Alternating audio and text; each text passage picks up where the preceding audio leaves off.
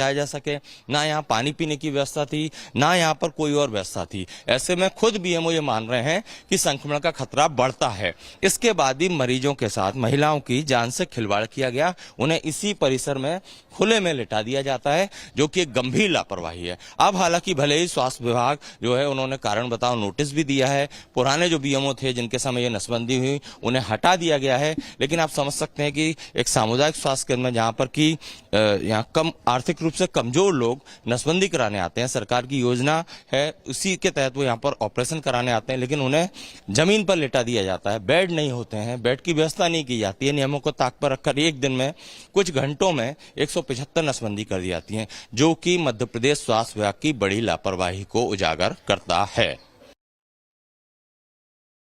धार जिले के बाग सामुदायिक स्वास्थ्य केंद्र में गंभीर लापरवाही उजागर हुई है।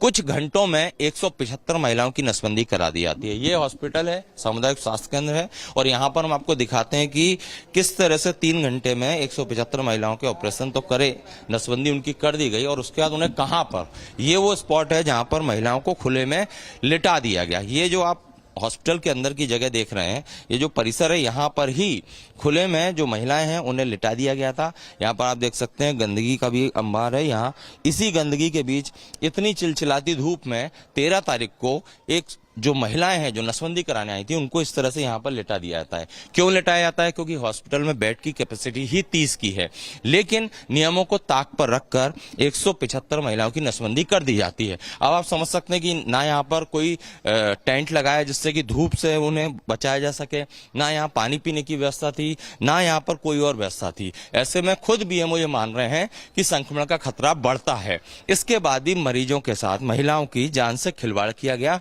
उन्हें इसी परिसर में खुले में लिटा दिया जाता है, जो कि एक गंभीर लापरवाही है। अब हालांकि भले ही स्वास्थ्य विभाग जो है उन्होंने कारण बताओ नोटिस भी दिया है, पुराने जो बीएमओ थे जिनके समय ये नसबंदी हुई उन्हें हटा दिया गया है, लेकिन आप समझ सकते हैं कि एक सामुदायिक स्वास्थ्य केंद्र में जहां पर कि यहाँ कम आर्थिक रूप से कमजोर लोग नसबंदी कराने आते हैं, सरकार की योजना है उसी के तहत वो यहाँ पर ऑपरेशन कराने आते हैं, लेकिन उन्हें जमीन पर लिटा दिया जाता है। बेड नहीं होते हैं, बेड की व्यवस्था नहीं की जाती है। नियमों को ताक पर रखकर एक दिन में कुछ घंटों में 175 नसबंदी कर दी जाती है, जो कि मध्य प्रदेश स्वास्थ्य विभाग की बड़ी लापरवाही को उजागर करता है। A devastating fire broke out this morning at Rajasthan's Bhiwadi, claiming at least 7 lives as workers were trapped inside. Rescue teams recovered 7 charred bodies, with 2 more still feared trapped after the blaze. Take a look.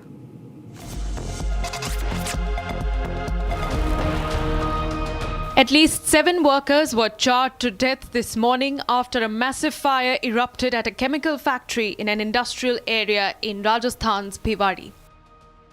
The blaze, reported around 9:22 a.m. at a unit, trapped 9 people initially. Rescue teams from the fire brigade, police and emergency services rushed to the spot after police spotted it during a routine patrol. 7 bodies, many severely burnt and reduced to skeleton-like conditions, have been recovered. 2 workers are still feared trapped inside as operations continue. An FIR has been ordered against those responsible for the illegal activities, while Rajasthan Chief Minister Bhajan Lal Sharma has directed the district administration to ensure prompt medical care for the injured. And there's news that's coming. Senior leader Mani Shankar Iyer has once again stirred political chatter with a very sharp remark aimed at the Congress current leadership, specifically Rahul Gandhi. He said, "I am a Gandhian, not a Rahulian." He further said, he's Nehruvian, Rajivian, not a Rahulian. He did not stop here. He also said, Pawan Khera is going to expel me and I will kick his after I leave. Also taking jibes at Congress leaders, he said Congress is stupid to make Khera spokesperson and Rowdy Venugopal is no Sardar Patel. Listen in.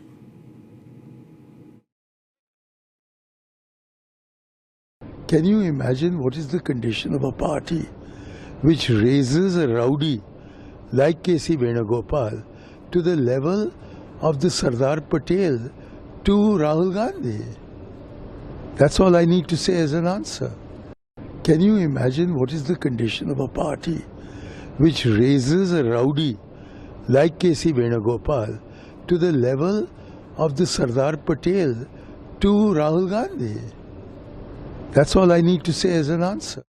Mani Shankar Iyer is a controversial leader, completely lost his plot when Republic questioned him. Watch how he attacks Republic's reporter. I have a very important engagement.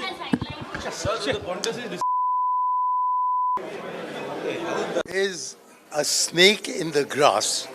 He is a quisling. He's anti-national. He's totally communal.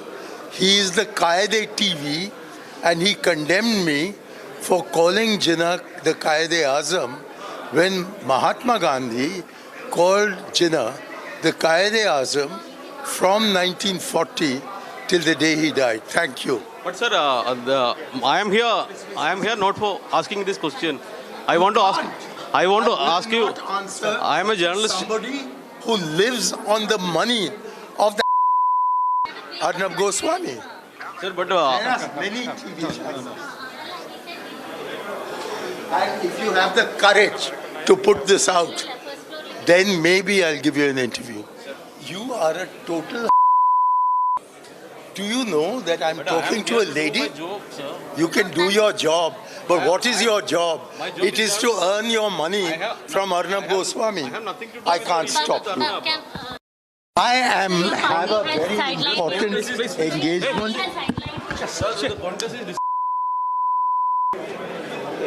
Is a snake in the grass. He is a quisling. He's anti-national. He's totally communal. He is the Qaede TV, and he condemned me for calling Jinnah the Qaede Azam when Mahatma Gandhi called Jinnah the Qaede Azam from 1940 till the day he died. Thank you. But sir, I am here not for asking this question. I want to ask you. I am a journalist. Somebody who lives on the money of the Arnab Goswami. Sir, but There are many TV channels. And if you have the courage to put this out, then maybe I'll give you an interview. You are a total. Do you know that I'm talking to a lady? You can do your job, but what is your job? It is to earn your money from Arnab Goswami. I can't stop you. He appears unhinged and he seems like he's lost the plot. Mani Shankar Iyer, we wish you well. The other top focus, CCTV video of Bhubaneswar blast that took place on 27 Jan has now been accessed, but sources say Shahnawaz, the main accused, believed to be the bomb maker, was planning for a big explosion. He and his mother have succumbed to the injuries. Two more critical receiving treatment. An angle of love jihad is also being probed. The blast happened while explosive materials were being allegedly handed onto the rooftop of a house. Here's more on that story.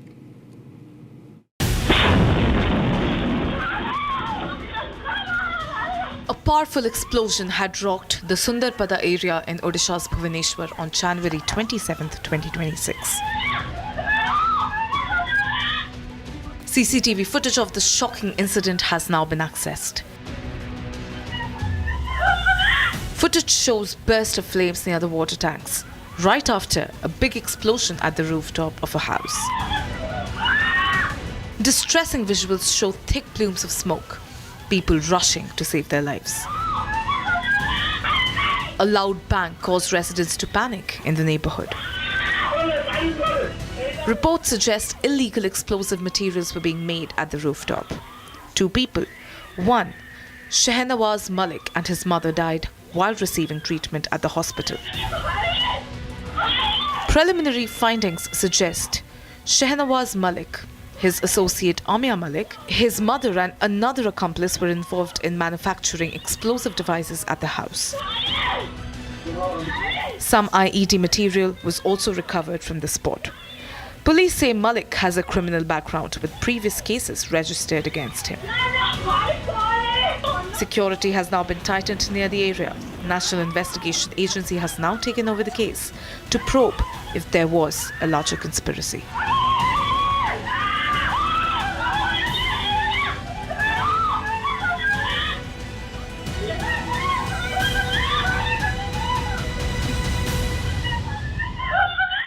I don't know when lessons will be learned by authorities at NCR. Series of shocking safety lapses across the national capital. The cost is human lives. Pits are left open, drains are uncovered, ponds are unguarded. Republic continues to cover this. In just days, tragic deaths come to the fore, this time of a 4-year-old child. How many more lives before authorities act?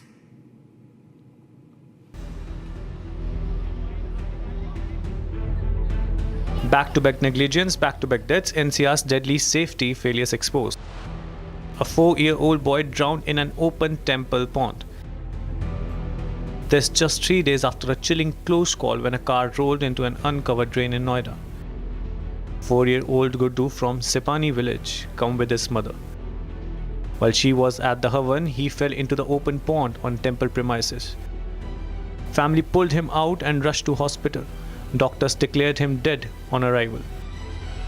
किसी है नदी को बहुत public जी उस बच्ची को कुछ करो उसके ससुराल वाले न बढ़न दे रहे घर में उसको करो कुछ गरीब है जैसे तैसे तो उसको ब्याह करो हम तो बहुत गरीब आदमी है तो वो बेटी को घुसने नहीं दे रहे घर में ससुराल वाले जो बेटी को गुजारो करो कुछ तो करो अब आप ही सोचो कुछ मैं 2 बेटियां जहाँ से आई हो वहीं से बेटा लेकर आओ बढ़न नहीं दे रहे उसको आप ही सोचो कुछ तो करो उसको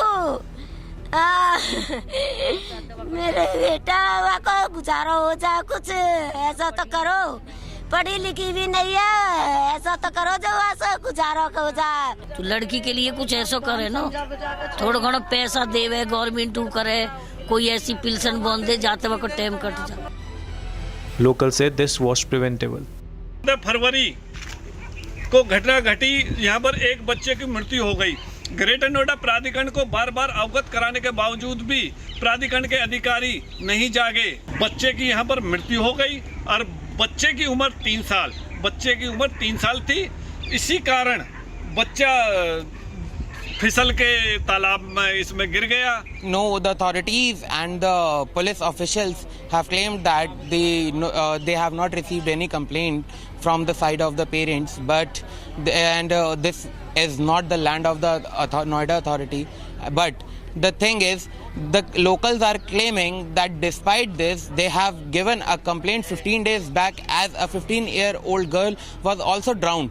But no action was taken. Nobody came at the spot to investigate the matter. And apart from this, as far as this incident is concerned, I'm going to show you the temple where the Havan and the community feast was taking place on that day. This is behind me. This is the temple where the community feast was taking place and scores of villagers were present at the spot and the Havan was going on. See, the boy came from here and slowly he crawled to this pit, and here you can see the stairs are also present, and he climbed down the stairs, and after climbing down, see, this is the exact pit in which the boy drowned. Just days earlier in Noida, tech professional Yuvraj Mehta lost his life when his car plunged into water-filled pit. Then it was 25-year-old Kamal Dhyani who died after falling into a 15-foot deep pit dug by the Delhi Jal Board on Joginder Singh Marg. And in Rohini's Sector 32, 32-year-old labourer Birju Kumar Rai fell into an uncovered manhole, never to return home. Open pits, uncovered drains, unguarded ponds, lives lost in days. And now in Bulandshahr, a family grieves a lost child. Across NCR, questions grow louder. Who is responsible and how many more must pay the price? Tragic there. We're going to track that story and get some answers. Coming up after a short break, we get you clerics targeting Muslim women who took part in the Kavar Yatra with Tilak in Sambhal in Uttar Pradesh. Much more on that. Stay on with us.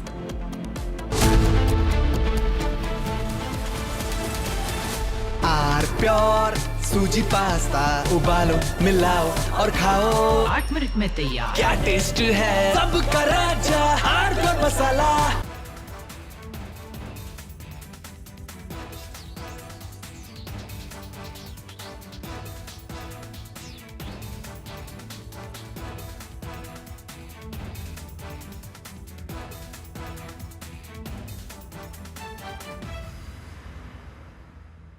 दादी के हाथों का जादू और खुशबू से महकता घर, माँ की मुस्कुराहट और खाने की सुगंध। MDH गरम मसाला, क्योंकि हर रिश्ता है स्वाद से जुड़ा।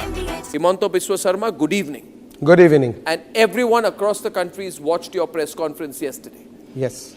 Now, you see, now that you've done the press conference, you've made some very, very damning allegations against Gaurav Gogoi. Yes. Are you doing it? First question, let's have it out of the way. Are you doing this because you're facing a huge test in your political career with the Assam elections coming up, and he's the person Rahul Gandhi is putting up against you? Arnab, you know Assam. Even I produce a picture of Asim Munir and Gaurav Gogoi. Congress is not going to lose a single vote because whomever the vote, the section of people who vote for Gaurav Gogoi.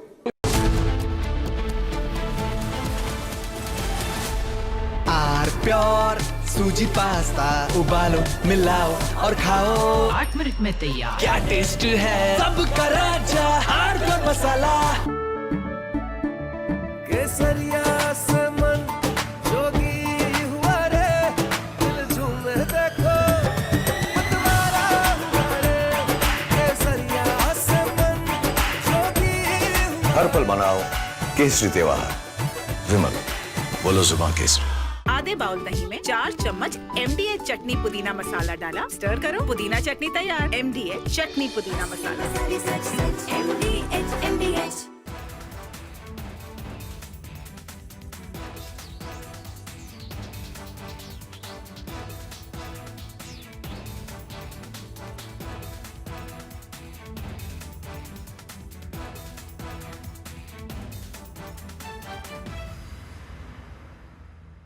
I am absolutely fed up, like you are, I'm sure, with the U-turns of the BCCI and the ICC and cricket politics. And I feel bad, like every citizen of India does, that these people, because they want to make some money over cricket, are ready to compromise the nation. Terrible. Pakistan has taken another magnificent U-turn in its decision to not play, not play.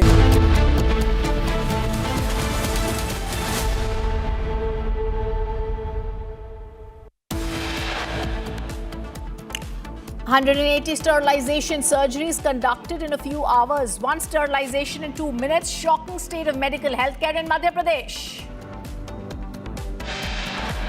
Another child killed in Delhi NCR death trap. 3-year-old killed in open drain in Greater Noida. Who's going to take the blame? Mani Shankar Iyer, unhinged, goes all out against Rahul Gandhi and his coterie. Attacks Republic when questioned. He is appearing unhinged.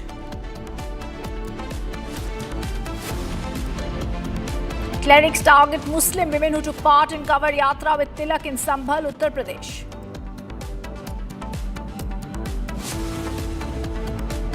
Rajpal Yadav to walk out of jail as Delhi High Court has given him bail. His sentence in check bounce case suspended for now.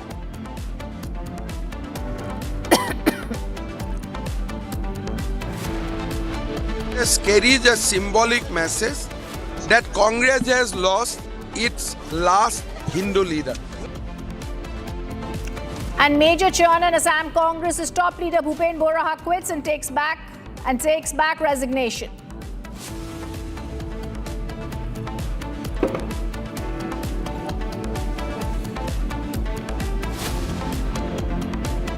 Good evening. Our top focus: India is hosting the Global AI Impact Summit 2026 in New Delhi. The event marks global convening to shape the future of inclusive, responsible, resilient AI. World leaders, tech moguls, AI founders, investors have started arriving in the capital for the India AI Impact Summit, potentially the largest gathering of AI luminaries to date.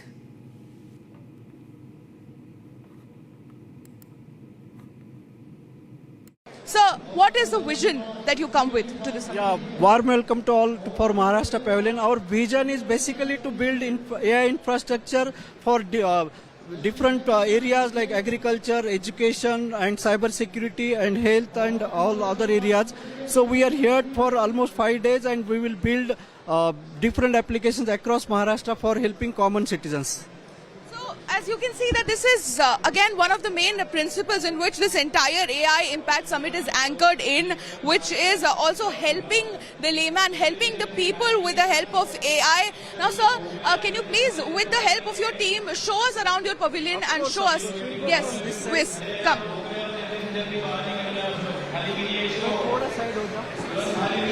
So this is the Maharashtra Cyber part, and my colleague Neeta will also explain about this part. So, we are from Maharashtra Cyber and we have our team. We have one AI bot which is named as Asha, जो कि लोगों को help करेगा, उनको queries जो है उसमें उनको साथ में फ्रॉड हुआ है या फिर उनको जो कोई भी दिक्कत है वो वहाँ पर पूछ सकते हैं और ये रोबोट जो है ऑटोमेटिकली उनको आंसर्स देगा, जो कि इजी वे है उनको सारे जो क्वेश्चंस है वो सॉर्ट आउट करने के। बेसिकली एक ऐसा एप्लीकेशन जो कि जिनको साइबर रिलेटेड क्राइम जिनके साथ हुआ है वो यहाँ जाके अपने सवाल कर सकते हैं। क्या वो कंप्लेन भी फाइल कर सकते हैं?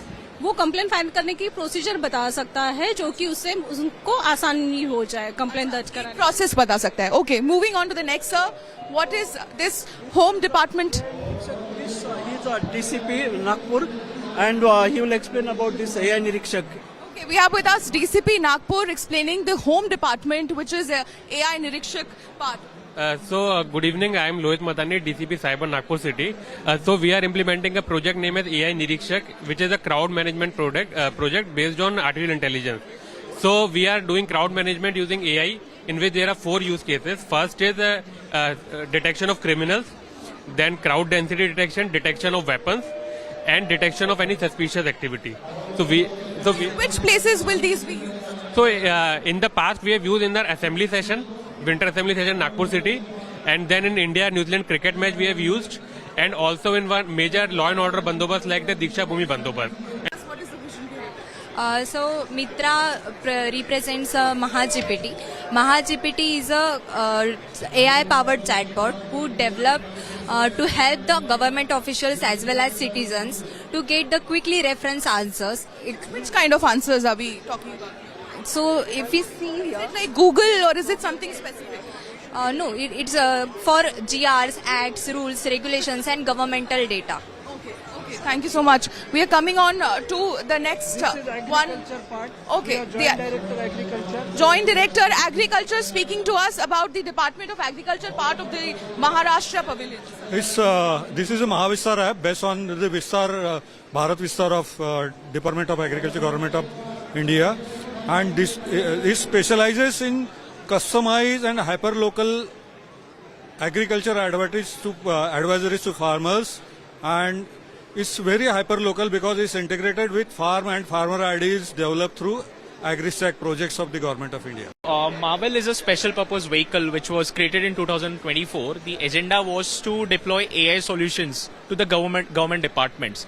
And Marvel has a unique way of handling. We have our own internal expertise company, which is Pinnacle Labs, and we have a partner ecosystem as well, where we collaborate with Microsoft, IBM, and we have also collaborated with Pi Labs.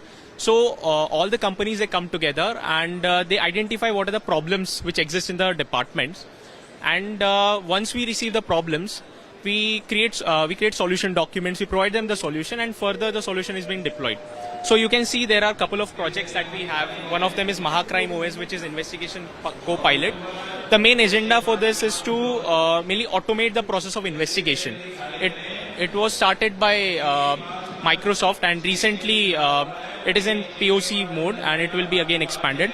Further, we have solutions. So we have started a recent project called AI Sindhudurg. It's the first AI district in India, where we are deploying multiple solutions for forest department, for healthcare, for agriculture, and for various couple of other departments as well, including education. So one of the main agenda there was, for example, if I tell you, for the police department, there was a coastal issue in the entry points, security issue. So they wanted us to develop a solution where we can, give them a solution for security, surveillance. So we developed a surveillance system there.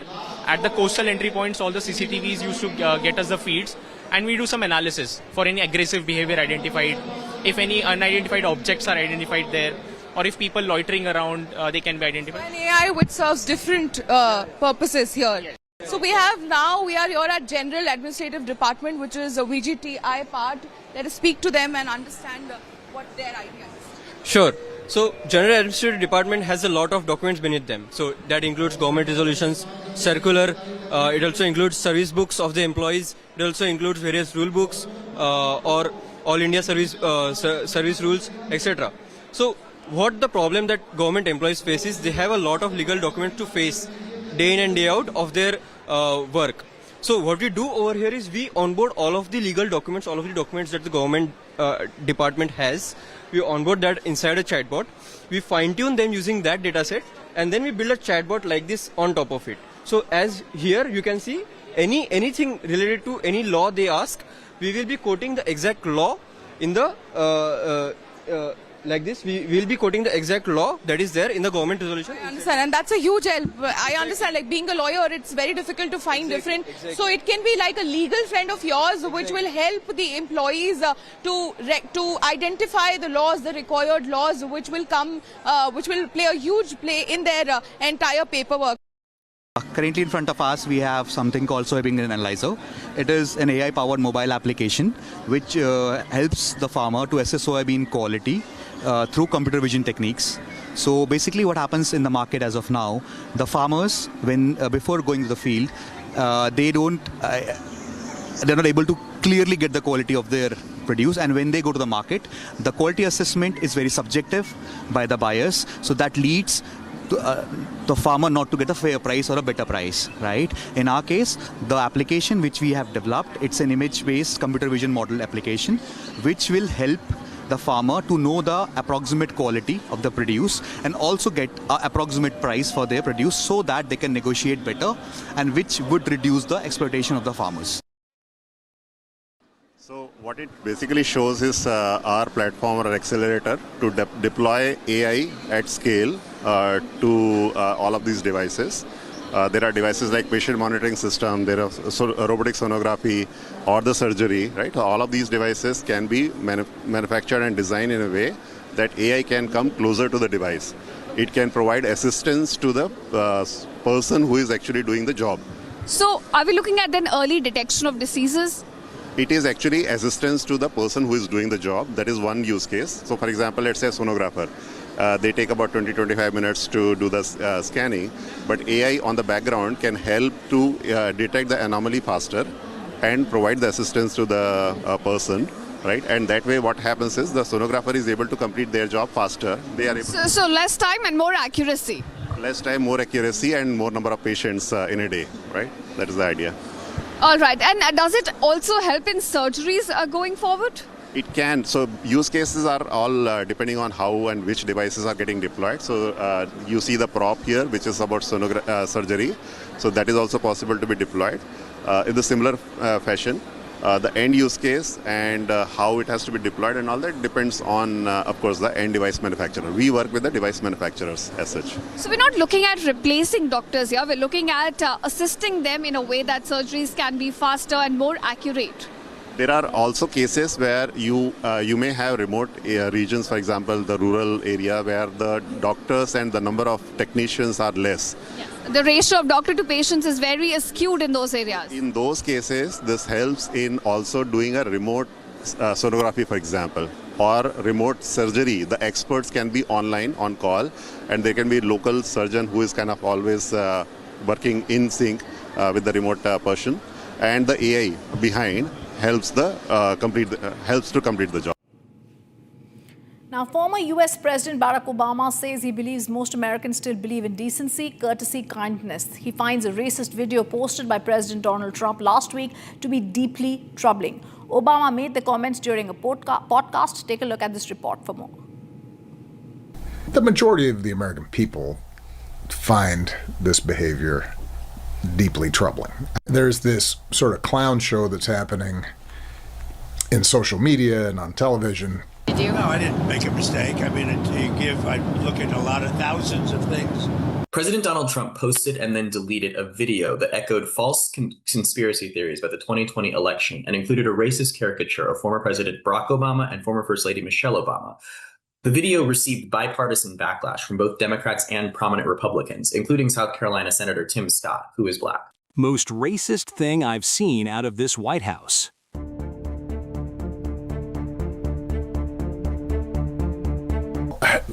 First of all, I think it's important to recognize that the majority of the American people find this behavior deeply troubling. It is true that it gets attention.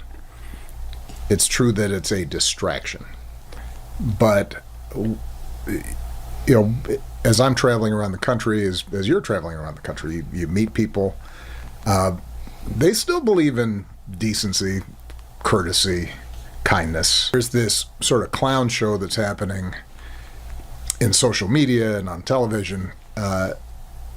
And what is true is that there doesn't seem to be any shame about this among people who used to feel like you had to have some sort of decorum and a sense of propriety and respect for the office, right? So that's been lost.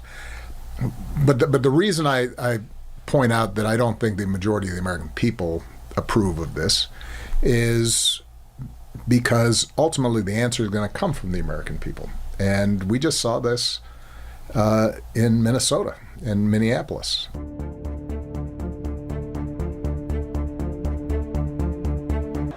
But what the president has done is gone beyond racial profiling. This is racism. This is raw rank racism when the president of the United States of America, who knows or should know the history of this country and how persons have used this image of persons of African ancestry to be associated with persons who are members of the monkey family. For the president to do this and to do it openly and notoriously is showing that he condones this level of racism. Those who tolerate racism perpetuate racism. We have a duty, a responsibility, and an obligation to let the president know that this is not only acceptable, this is not only something unacceptable, it is something that is objectionable and that we will stand against him. If I see him again, he will know where I stand. Nearly all of the 62-second video posted by the president appears to have been a repost from a conservative social media influencer who used artificial intelligence to create the racist images of Barack and Michelle Obama. White House Press Secretary Caroline Leavitt dismissed criticism of the video and said that the video depicted President Trump as, quote, king of the jungle and Barack and Michelle Obama as characters from The Lion King, a movie that does not have any characters depicted as apes. There is a long history in the US of powerful white figures associating Black people with animals, including apes, in demonstrably false and racist ways. President Trump has long been criticized for making racist statements about the former President Barack Obama, including with the claim that he was not born in the United States. No, I haven't. That was a video on, as you know, voter fraud, and fairly long video, and they had a little piece and had to do with the Lion King. It's been very well, it's been shown all over the place long before that was posted. But that was a very strong, and I'm sure you saw it, a very strong piece on voter fraud, and the piece that you're talking about was all over the place many times, I believe for years. Yep.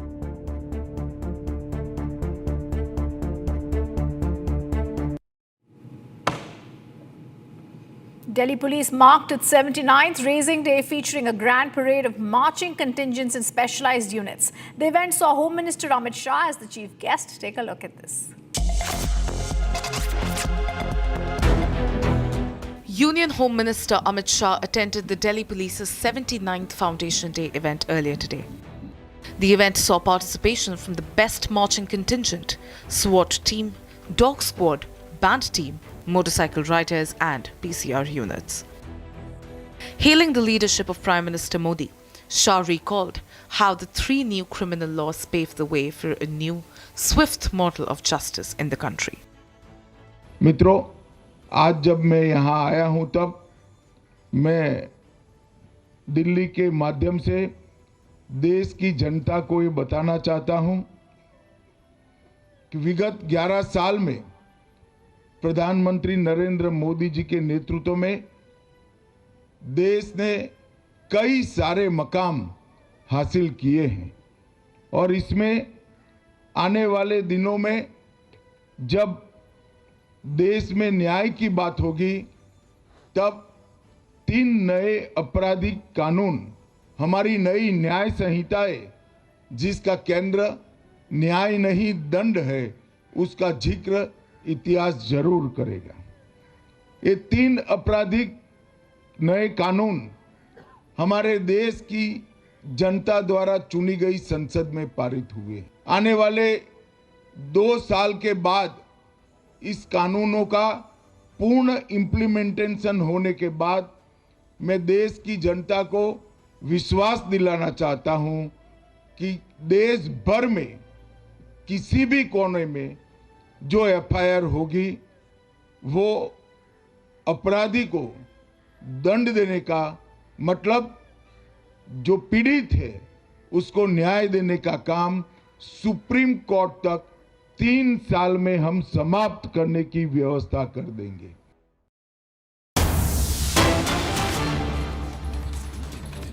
And we're staying with those shots. There's breaking news coming in. This is Muslim appeasement at peak in Congress. It's not Gaurav Gogoi who's running the Congress. It said it's Rakibul Hussain who's calling all the shots. But I'm going to go across to the breaking news also coming in at this hour. Exclusive inside story of Assam Congress resignation that has taken place. As Congress leaders, Bora will no longer remain in Congress is what is being stated. We're also being told Bhupen Bora leaves the meeting midway to escape meeting the Congress leadership. The drama has not ended. On camera, we are showing you viewers, Bhupen Bora escapes from the Congress leaders. He leaves the meeting midway. Bora, tired of Muslim appeasement in the Congress, he felt Muslim appeasement Congress's only strategy. This is the massive twist, and we're going to show you that video. Top Congress leader Bora hasn't taken back the resignation.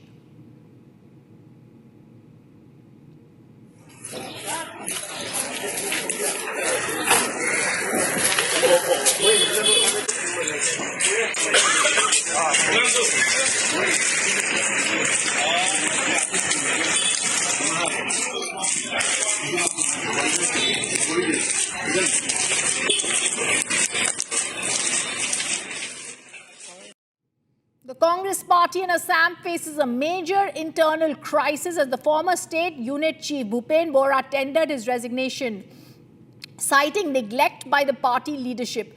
The move comes months before the Assam's election scheduled for April 2026. It triggers a swift response from the High Command. Senior leader Gaurav Gogoi also was seen visiting Bora's residence to pacify the leader, while initial reports had suggested a U-turn. Now Republic TV tells you and gives an indication that Bora has asked for more time to rethink. The development follows the statements that had also been made of Assam Chief Minister suggesting a potential outreach to the Congress stalwart. Party leaders emphasized Congress is in his DNA. However, this is a high-profile exit. It's a huge blow to Congress 2 days before Priyanka's visit to Assam. I want to go across to Anirudh, who's getting us an exclusive inside story of the Assam Congress resignation. Anirudh, massive twist. As we can see, Bora is leaving the Congress leadership, the meeting midway. Give us more details, Anirudh. Yes, this is a measure all to the Congress party 2 days ahead of Priyanka Gandhi Vadra's visit to Assam ahead of the elections. And though the Congress leadership that was present today at Bhupen Bora's residence tried to convince him for throughout the day from 10 a.m. in the morning till 5 o'clock, there were all the Congress leaders present there. Leader of opposition in Assam, Debabrata Saikia was there. Zakir Hussain Sikdar was there. Pradyut Bordloi was there. Even Jitendra Singh was there. Gaurav Gogoi himself came to convince Bora to remain within the party. But all these convictions failed to convince Bora to remain within the party, though there was also speculation that Bora might withdraw the resignation. We have got a confirmation from the top sources which are close to Bora, and Bora himself also, that he has not yet withdrawn his resignation. His resignation is very much there within the party forum. He has sent the resignation to 3 individuals in the Congress party. one being President Mallikarjun Kharge. One copy was sent to Rahul Gandhi and another copy was sent to K.C. Venugopal. But Bora has not withdrawn his resignation, and it was claimed by Jitendra Singh Alwar, who is General Secretary and in charge of Assam Instead. Bora has given some terms and conditions to the Congress party. See, sources from the Congress party who have spoken to us after Bora has tendered his resignation has also confirmed that, over the last 8 months, ever since Gaurav Gogoi took over as the Congress president in Assam, there have been a face and a base in the Congress party. All the sorts of the Congress party were being called by leaders from the minority community. The leaders who belong to the minority community, on their behest only, all the decisions of the Congress party were being taken, and the other leaders of the party were completely sidelined. Even up to such an extent that Bhupen Bora, who was the former Congress president of Assam, he was not given an office cabin in the Rajiv Bhavan. What shame. Yes. I think it's shame, Anirudh, the Congress is bringing to itself. It's not only a massive twist, but massive shame that the Congress will have to face with this entire resignation. Thank you for that. Also coming up after a short break, we get you another controversial earlier Congress leader, Mani Shankar Iyer, going all out against Rahul Gandhi and his coterie, attacking Republic when questioned. He is appearing unhinged. Much more on that after a short break. Stay on with India's #1 news channel, Republic TV.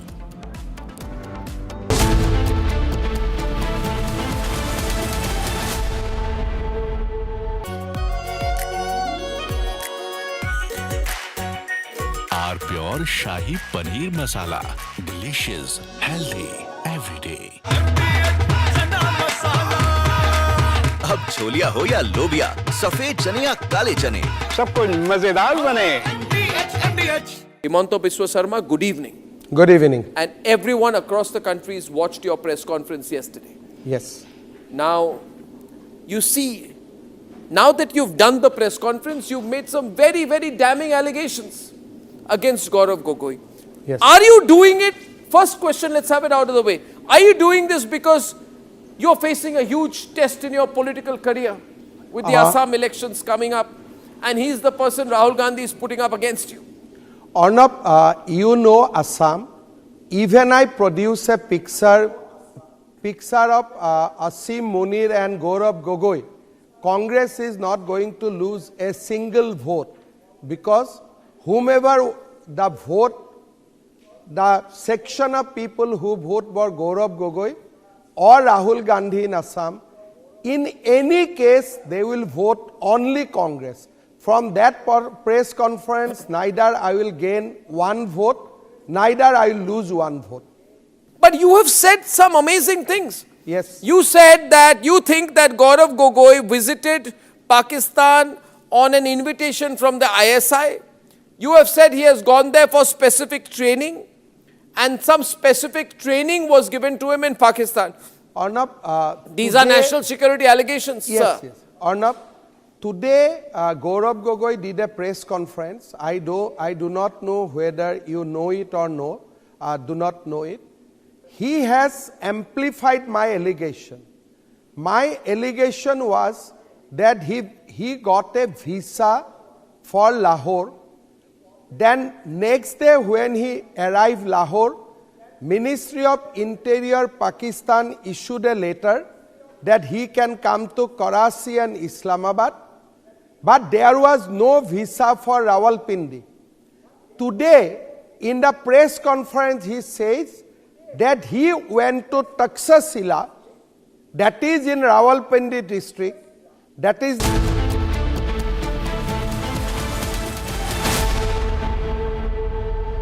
थोड़े में ज्यादा स्वाद यही तो है इसकी खास बात। वाओ मामा, क्या स्वाद है? अरे मेरे राजा,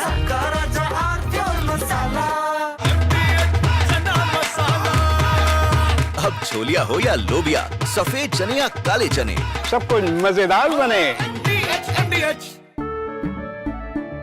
केसरिया से मन जोगी हुआ रे, दिल झूमे देखो मतवारा हुआ रे। केसरिया से मन जोगी हुआ। हर पल मनाओ केसरी त्योहार। विमल, बोलो जुबान Kesari. I am absolutely fed up, like you are, I'm sure, with the U-turns of the BCCI and the ICC and cricket politics. And I feel bad, like every citizen of India does, that these people, because they want to make some money over cricket, are ready to compromise the nation. Terrible. Pakistan has taken another magnificent U-turn in its decision to not play, not play, not play, not play. Keep changing its mind, ladies and gentlemen. First they say they stand with Bangladesh, then they said we stand with them so much that we don't participate in the World Cup. Then they put Shehbaz Sharif in front and he said we've taken a clear decision not to play cricket with India because we are backing Bangladesh. Listen to what Shehbaz Sharif said. T20 World Cup जो है उस हवाले से हमने बड़ा वाज़ेह stand लिया है कि हम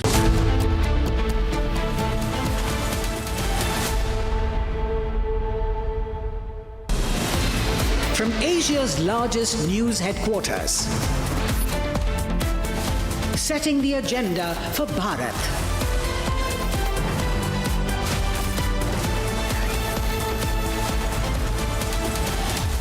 You're watching Republic.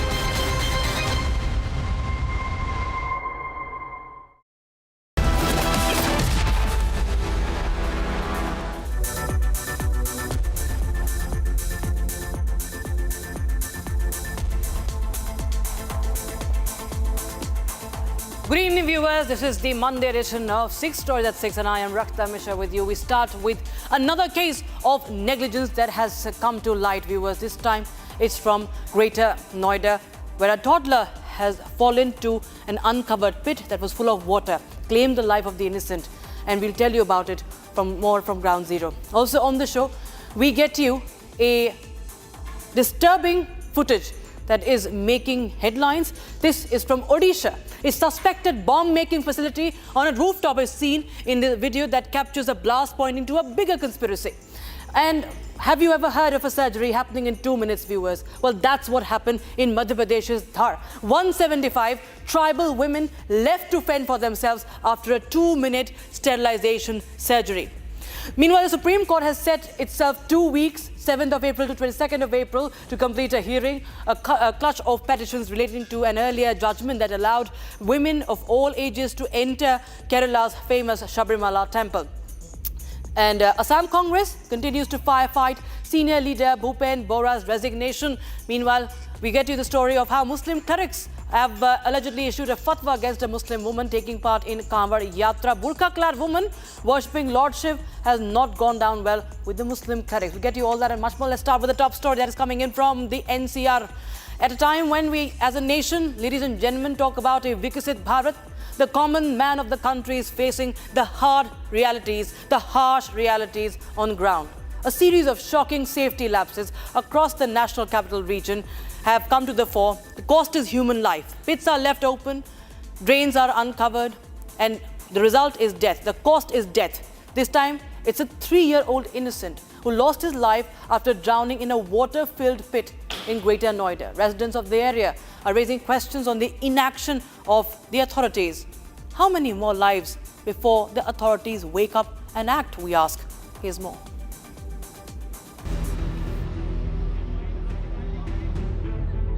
Back-to-back cases of negligence, back-to-back deaths, NCR's deadly safety failures exposed yet again. A 4-year-old boy drowned in an open temple pond. This just 3 days after a chilling close call when a car rolled into an uncovered drain in Noida. 4-year-old Guddu from Sepani village came with his mother. While she was at the Havan, he fell into the open pond on the temple premises. His family pulled him out and rushed him to a hospital, but doctors declared him dead on arrival. किसी ना देखो बहुत public थी उस बच्ची को कुछ करो उसके ससुराल वाले ना बढ़न दे रहे घर में उसको करो कुछ गरीब है जैसे तैसे तो उसको ब्याह करो हम तो बहुत गरीब आदमी है तो वो बेटी को घुसने नहीं दे रहे घर में ससुराल वाले जो बेटी को गुजारो करो कुछ तो करो अब आप ही सोचो कुछ मैं दो बेटियां जहाँ से आई हो वहीं से बेटा लेकर आओ बढ़न नहीं दे रहे उसको आप ही सोचो कुछ तो करो उसको मेरे बेटा को गुजारो हो जाए कुछ ऐसा तो करो पढ़ी लिखी भी नहीं है ऐसा तो करो जो ऐसा गुजारो हो जाए तो लड़की के लिए कुछ ऐसा करे ना थोड़ा घना पैसा देवे गवर्नमेंट करे कोई ऐसी पिल्सन बंद दे जाते वक्त टाइम कट जाए Locals say this was preventable. फरवरी को घटना घटी यहाँ पर एक बच्चे की मृत्यु हो गई ग्रेटर नोएडा प्राधिकरण को बार बार अवगत कराने के बावजूद भी प्राधिकरण के अधिकारी नहीं जागे बच्चे की यहाँ पर मृत्यु हो गई और बच्चे की उम्र 3 साल थी इसी कारण बच्चा फिसल के तालाब में इसमें गिर गया No, the authorities and the police officials have claimed that they have not received any complaint from the side of the parents, but this is not the land of the Noida authority. But the thing is, the locals are claiming that despite this, they have given a complaint 15 days back as a 15-year-old girl was also drowned.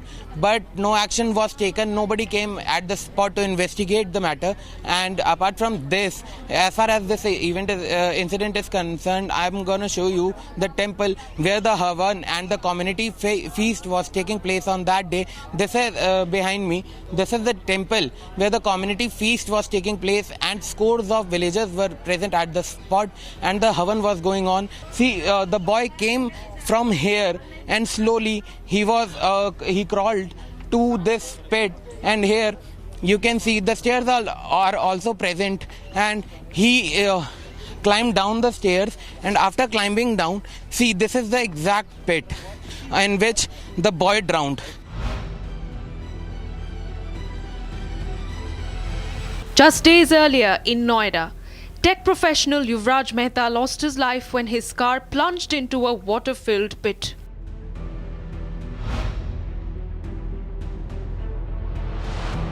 Then it was 25-year-old Kamal Dhyani who died after falling into a 15-foot deep pit dug by the Delhi Jal Board on Joginder Singh Marg.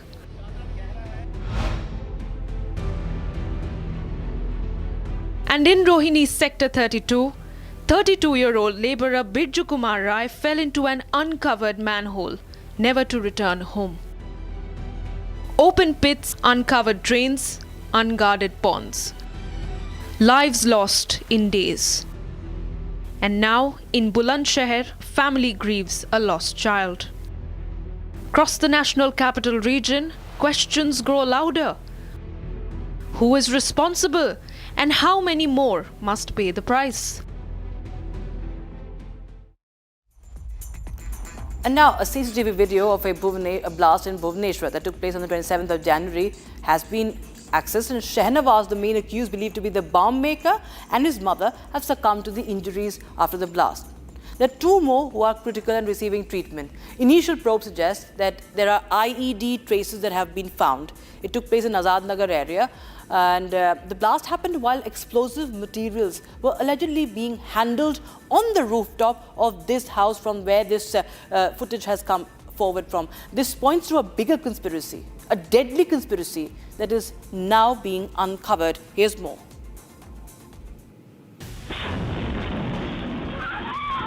A powerful explosion rocked Sundarpada area in Odisha's Bhubaneswar on the 27th of January 2026. CCTV footage of the shocking incident has now been accessed. Footage shows burst of flames near water tanks at the rooftop of a house right after a big explosion. Distressing visuals show people burning in flames, seen rushing to save their lives and fighting against time. A loud bang caused residents to panic in the neighborhood. 2 people, one Shehnawaz Malik and his mother, died while receiving treatment at the hospital. Preliminary findings suggest Shehnawaz Malik, his associate Amia Malik, his mother and another accomplice were involved in manufacturing illegal explosive devices at the house. Some banned explosive material was recovered from the spot by Bhubaneswar police. Reports indicate bomb maker Shehnawaz was assembling explosives for a big explosion. Conspiracy of a big attack. Police suspect bomb was being loaded through directions on video call. Explosives Act and Explosive Substance Act were invoked against Shehnawaz Malik and associates. 2 mobile phones also recovered in damaged condition, now sent for forensic analysis. Cops suspect explosive was being loaded to active state through directions via a video on phone. An angle of love jihad is also being probed. Shehnawaz Malik has a criminal background with previous cases registered against him. Security has been tightened near the area and injured people are being questioned. National Investigation Agency has taken over the case and more details are awaited. In Madhya Pradesh's Dhar district, a chilling story of negligence and apathy has come to light. A clinic allowed to perform 30 sterilization surgeries carried out to a staggering 175 in a single day. Lives have been reduced to numbers for a target. Protocols thrown to the wind for the sake of a target. Women were left in pain, lying on bare floors, their dignity stripped away. Serious questions are now being raised over medical safety and accountability and the use of public funds for the vulnerable. Were these vulnerable women pushed through life-altering surgeries to meet just some targets? Republic TV confronts the truth. Reports from Ground Zero. Listen in.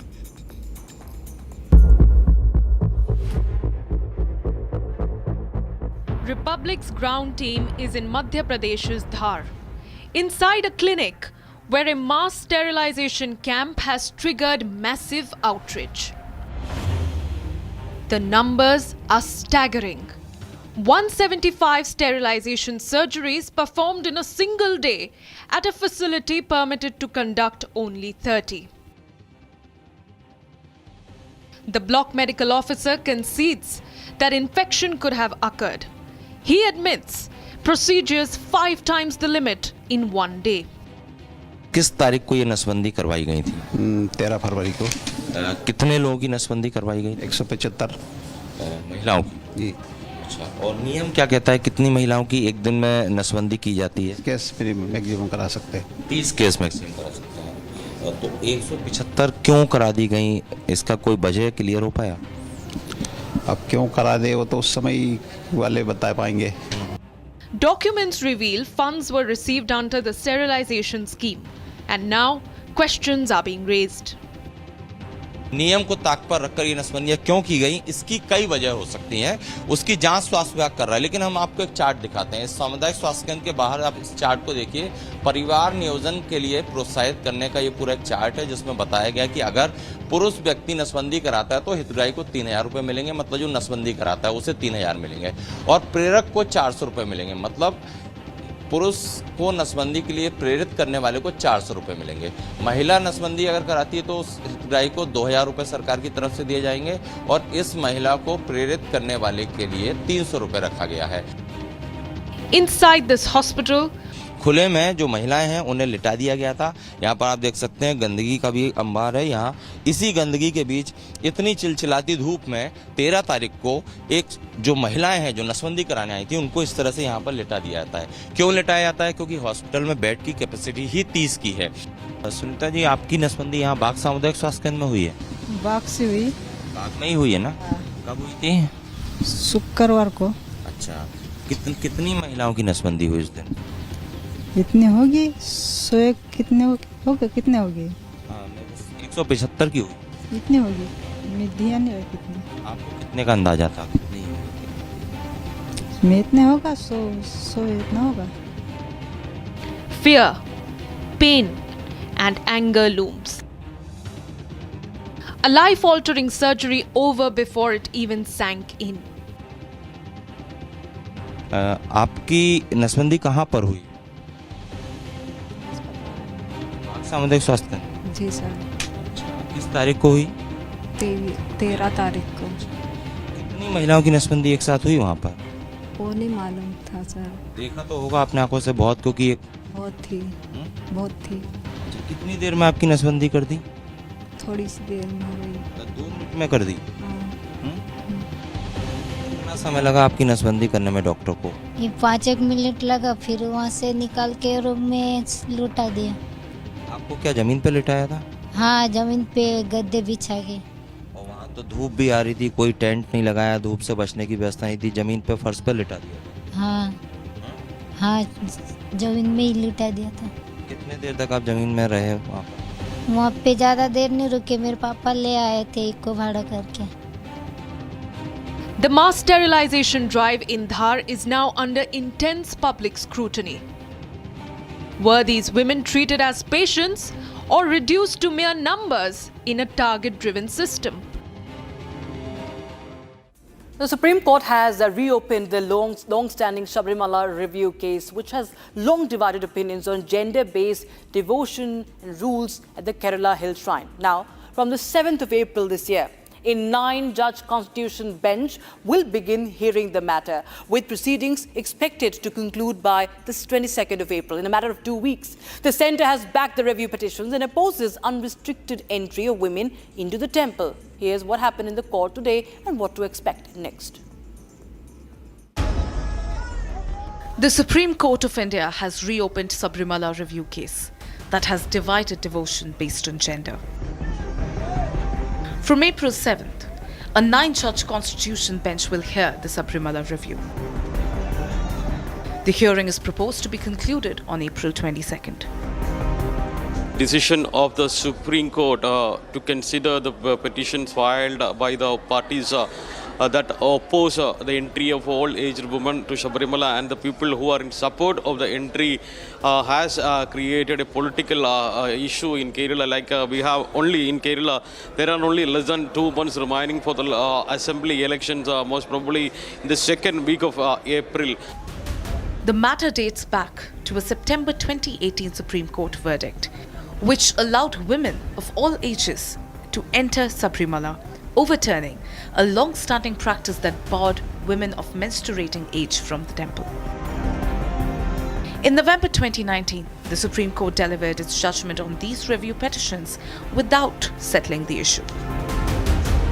The court said that the real questions were too big for a 5-judge bench. The 9-judge bench will examine 7 specific legal questions, including the scope of religious freedom. The court will also examine the interplay between individual rights under Article 25 and the rights of religious denominations under Article 26, and whether these rights are subject to other constitutional provisions. The outcome is expected to impact not only Sabrimala, but also several other cases concerning religious freedoms and rights in India. The decisions of the 9-judge bench will be critical in clarifying the extent of religious freedom and the constitutional protections for practices across various faiths and communities in India.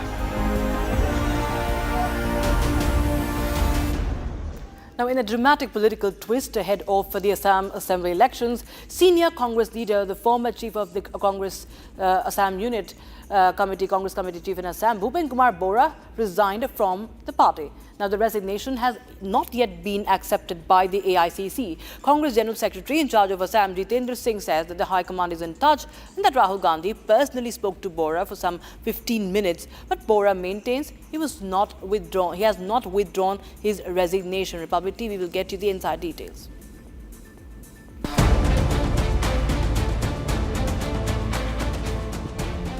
Months ahead of the Assam Assembly elections, there is political stir.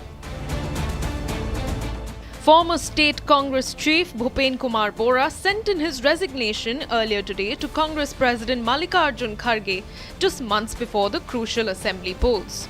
A two-time MLA and state president between 2021 and 2025, Bora says he was being sidelined and insists he has taken no step in secrecy. The Congress High Command is scrambling. Assam in charge Jitendra Singh says the resignation has not been accepted. He confirmed that Rahul Gandhi spoke to Bora for 15 minutes in an attempt to defuse the crisis. But as of now, Bora stands firm. ये कोई व्यक्तिगत चीज़ नहीं है। इस party को मैंने 32 years दिया। 94 में मैं पार्टी में ज्वाइन किया। ये सिद्धांत कोई सिर्फ व्यक्तिगत नहीं हो सकता है। पार्टी का भविष्य को लेकर चिंतित है। इसलिए मैं अपना रिजिग्नेशन कांग्रेस हाईकमान को भेजा सुबह 8 बजे और मैंने विस्तार से लिखा क्यों ऐसा सिद्धांत लेना पड़ा। वो भी मैं इससे ज़्यादा बोलना नहीं चाहता हूँ। Meanwhile, Assam Chief Minister Himanta Biswa Sarma calls Bora's resignation symbolic. The Congress in Assam is changing fast. People are noticing it. Bhupen Bora's resignation carries a symbolic message that Congress has lost its last Hindu leader. I can predict you that people will resign from Congress. Whether they will join BJP or not BJP, that is a second thing. With internal rifts now out in the open and elections fast approaching, the big question is, can the Congress firefight this damage?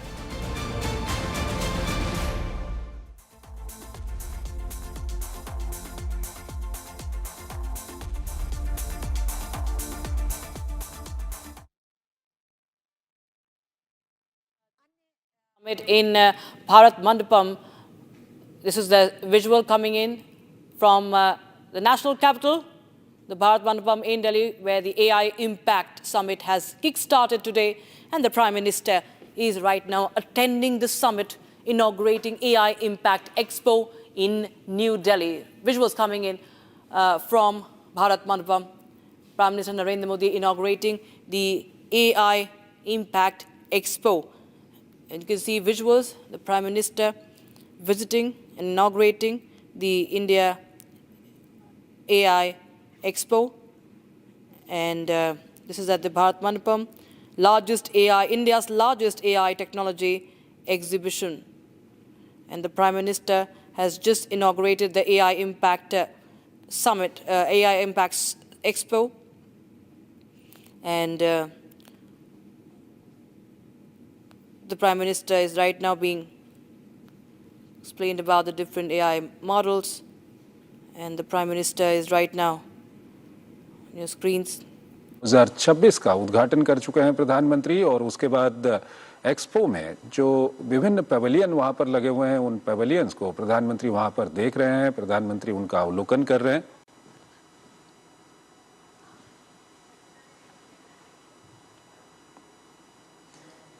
ये भारतीय कंपनियां हैं, भारतीय startups हैं, जिनके साथ प्रधानमंत्री वहां मुलाकात कर रहे हैं और उन स्टार्टअप्स को एक तरह से समझ रहे हैं। उन स्टार्टअप्स को, जिन लोगों ने इसकी शुरुआत की है, उनसे इंटरैक्ट कर रहे हैं। बिल्कुल, ये स्टार्टअप्स आप देख सकते हैं, ये जो आपके सामने इस वक्त प्रधानमंत्री वहां पर अवलोकन कर रहे हैं, चाहे हम हेल्थ सेक्टर की बात करें या दूसरे सेक्टर्स की हम बात करें, इस तरह के जो स्टार्टअप्स हैं वहाँ पर काफ़ी काम आते हैं। ये एआई तकनीक का उपयोग करके विभिन्न जो तकनीकी प्रदर्शन वहाँ पर किए गए हैं, काफ़ी महत्वपूर्ण ये रहने वाले हैं मानवता के लिए। और प्रधानमंत्री इस वक्त अवलोकन कर रहे हैं वहाँ पर।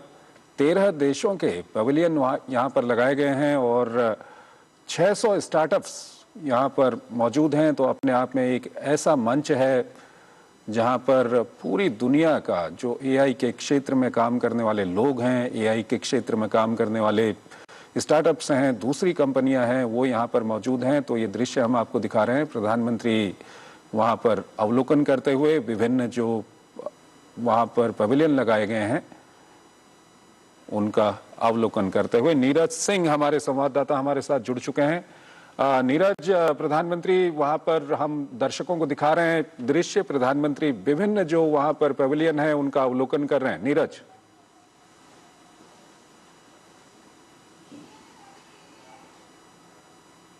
देश के अलग अलग हिस्सों से, दुनिया के अलग अलग हिस्सों से यहाँ पर पहुंचे हैं और इसमें एक बड़ी संख्या चंद्रशेखर जो भारत के स्टार्टअप्स की हैं।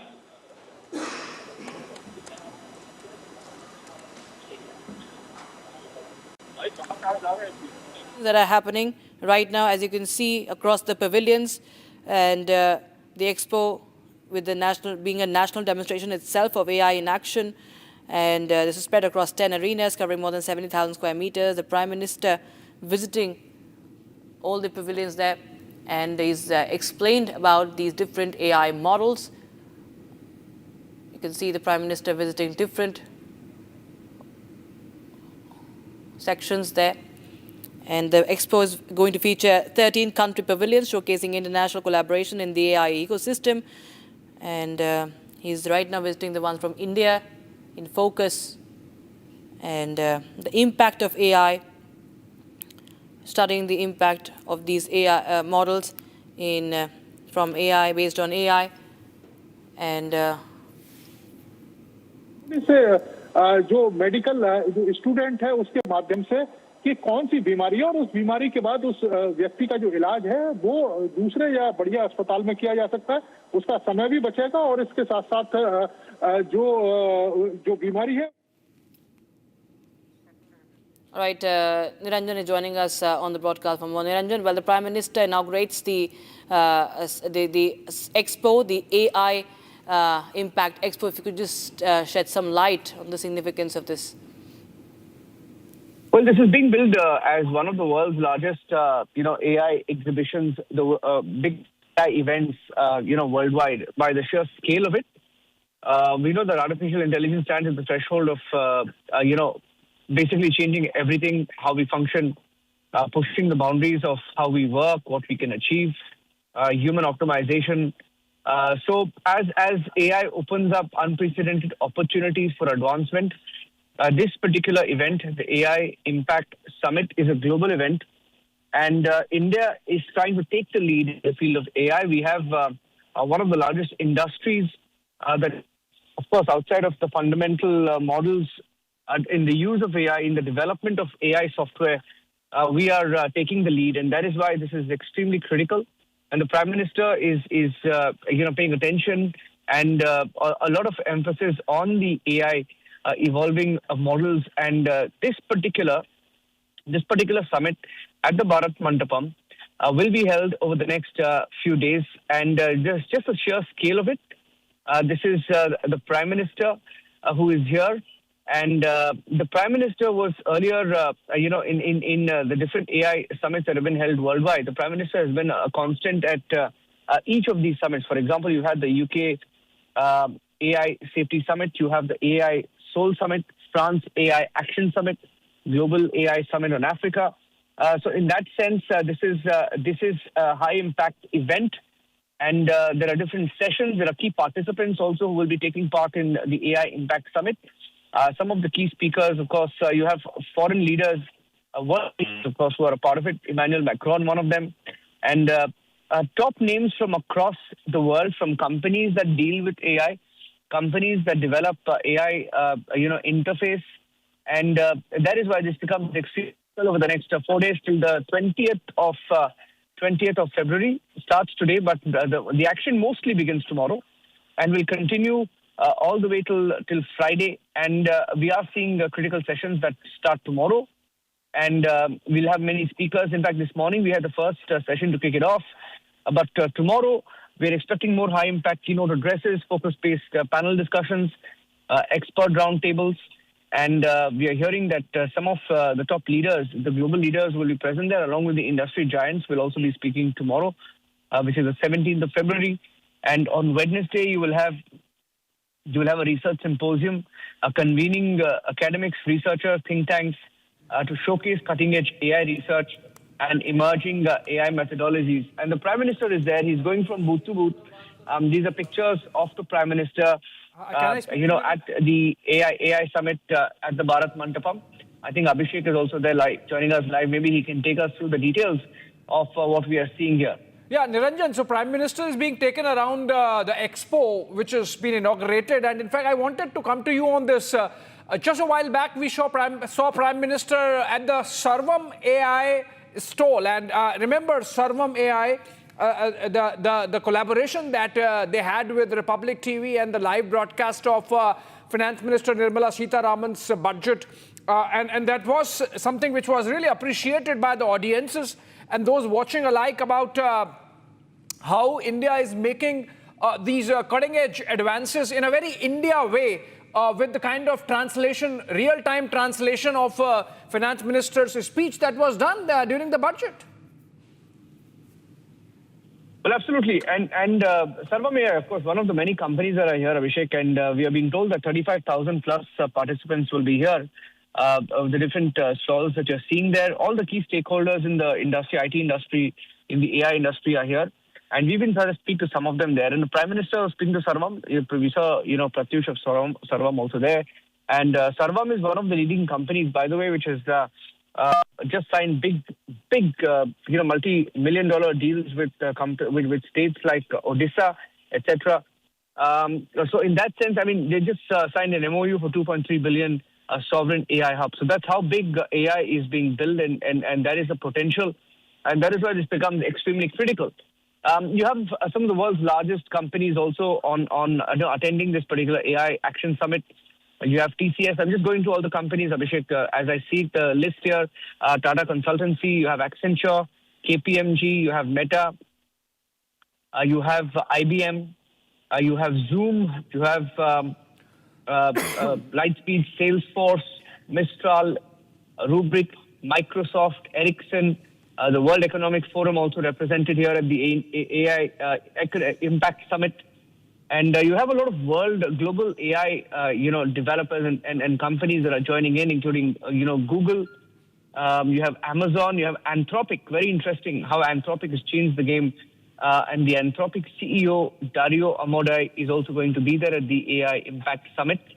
And looking at the other names, Dr. Archana Sharma of CERN, Switzerland. So a lot of research companies also here. Microsoft is there. Bill Gates himself is coming. So a lot of big names from the world of, digital. Google, biggies will be there. Sundar Pichai himself expected to be here. So the list is long, Abhishek. A lot of big names. I think who's who of the AI and the tech world will be present at this particular AI Impact Summit. So these are pictures, I think, Abhishek, of the different elements on display. Yeah, we are looking at these pictures coming in from Bharat Mandapam, Niranjan, and a Prime Minister has been given a demo of sorts at many of those kiosks or stalls of, they are not just the bellwether IT companies or the new age AI companies, but we are seeing AI being implemented on the ground. And so for example, in this picture that we are seeing some kind of demonstration being done about AI being used in medical and healthcare, AI being used in rural areas, AI being used in governance, AI being used in civic governance, AI being used. I think this is essentially about the use case, as it is called in the AI lingo, and the mass impact it's already having. So this choice of the theme of the India AI Summit as Impact Summit is also done with some thought, rather smartly, because while India is essentially an all-stacks AI economy, or emerging as an all-stacks, 5 stacks as they are called, energy, chips, infrastructure, models and applications, what is important is that what impact and what, effect it has on the masses is something that's under focus over the next 5 days. And the manner in which India is leveraging this cutting-edge technology, already a leader in UPI and now incorporating AI into governance, society at all levels, and the mass application, I think that's going to be the focus. And that's why you're seeing Prime Minister being given demos. For example, look at this stall, full stack AI solutions. And this is again some medical care demonstration being given. Exactly, yes, medical care.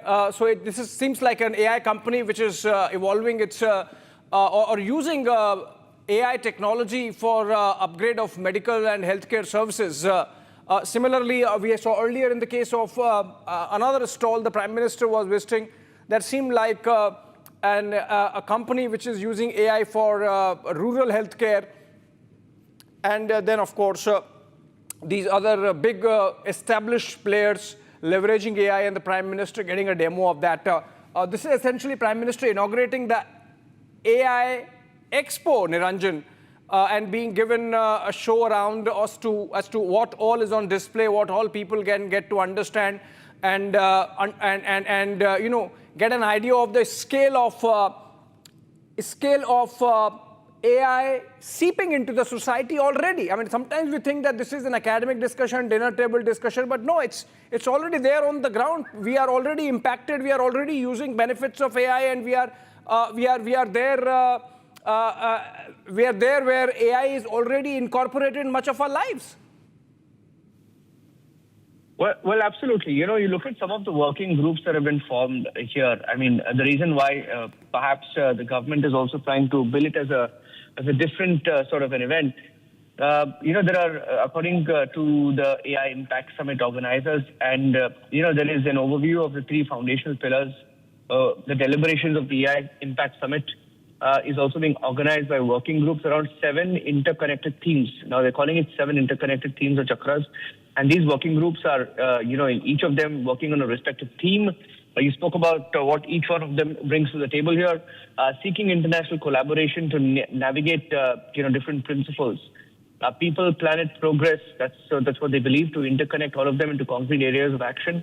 In terms of the engagement, 100+ countries engaged, 50+ expert contributors. There have been 25+ meetings and 10+ deliverables. That's the overview of the working groups. And each working group here, the working group team represents a distinct yet interconnected sphere of potential engagement through which transformative potential of AI can be harnessed to deliver benefits. Now, that's what they believe in, and that's what they're trying to achieve at this particular event. And then the sovereign model is also being displayed. India's sovereign model, that's the Sarvam AI team. They're explaining to the Prime Minister about, you know, the Indic model, as we call it, of how the foundational models are being developed by India. And 7 teams presenting comprehensive coverage that would facilitate countries, international organizations, stakeholders to deliberate on all aspects of AI towards maximization of collective benefits, etc., while still addressing shared challenges. Now, as far as each of these, you know, working groups are concerned, they're exploring insights, policy ideas on key AI themes that will help in global collaboration.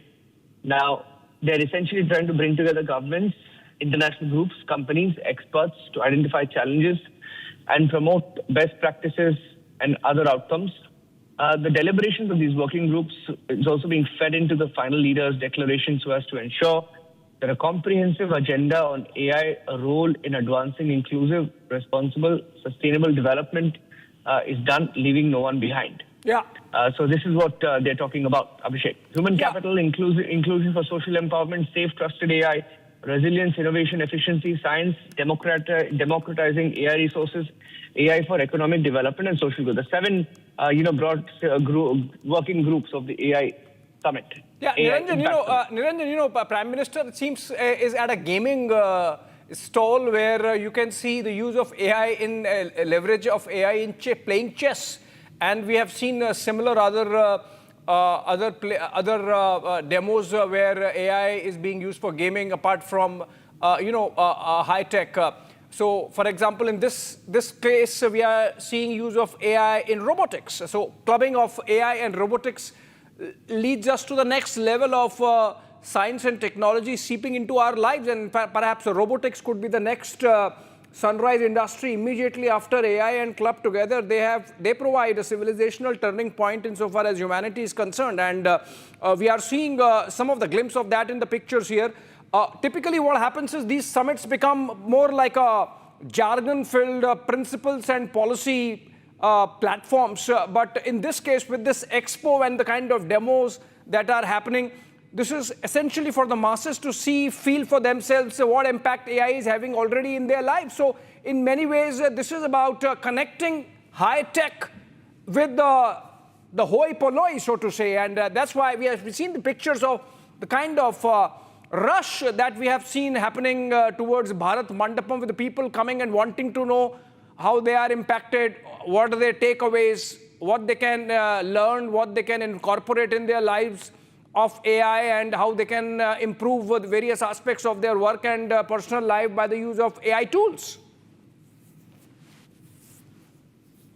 Well, that's correct. I mean, and you've seen that impact, Abhishek, that AI is already having in all walks of life. I mean, you look at your mobile phone today, you look at a browser, look at the interface that we have. Most people use phones. Our phones are powered by AI. AI is an integral, part of our phones, right? You open your phone, there's AI powering the kind of apps you use or your home screen, etc. Now you open WhatsApp. WhatsApp has AI integration, and this is something that you'll have to live with. And you open the browser. If you open, let's say, a Google Chrome or Firefox or whatever browser you use, even these are powered by AI. They have AI, embedded on them. So, it's become an integral aspect of everything, and it's just changed the way, of course, here in the media we joke about how AI, it's not really impacted, but certainly it has helped optimize, the way we function. So in that sense, AI is integral part of how we function in many ways. So yes, he's looking at every aspect in that sense. I mean, you saw him meeting people working with AI in healthcare, AI indic models. He saw, he met companies that are working on AI indic models, the foundational models. You see him just walk past the Microsoft, a booth there at the AI summit, and similarly, the Prime Minister, he's going to be here at Bharat Mandapam for the next 2 to 3 days. Yeah, and he's going to be. I mean, I think you have a sneak peek about how seriously the government is taking AI. You look at this. I mean, this is hearing aid, etc., and how AI is going to be playing a part in that, perhaps more. I don't know. I'm just hazarding a guess. But this is a big ticket event, seen as one of the biggest in the world by the sheer scale of the number of people who are here participating, the sheer scale of leaders or global leaders who are participating in this particular event, and the number of companies who are at the Bharat Mandapam over the next perhaps 3 to 4 days. So very important, Abhishek. Yeah, absolutely. And since you mentioned the number of companies and others participating, it's going to be a big diplomatic powwow happening this side of Suez, perhaps as big as the World Economic Forum that concluded in Davos last month, with 20 heads of state or governments participating, including French President Emmanuel Macron, Brazil's Lula da Silva. We have Pedro Sanchez from Spain. We have heads of governments from Finland, from Greece, from Bhutan, from 20 countries in all, from Switzerland. And remember, including the United Nations Secretary General Antonio Guterres and then IMF Chief Georgina Kristeva. I think this is going to be as big a diplomatic event in New Delhi as G20 summit was. And in that sense, this is also a showcase of India's diplomatic prowess, that we are able to net this kind of summit, organize this kind of event, and get all these big leaders from around the world to participate. Remember, this is happening parallelly even as almost 50 navies from around the world are going to participate in the International Fleet Review and the subsequent exercises at Milan. And for more on what's happening at Bharat Mandapam, let's go to Ishita. She is joining us live from there, outside the summit venue.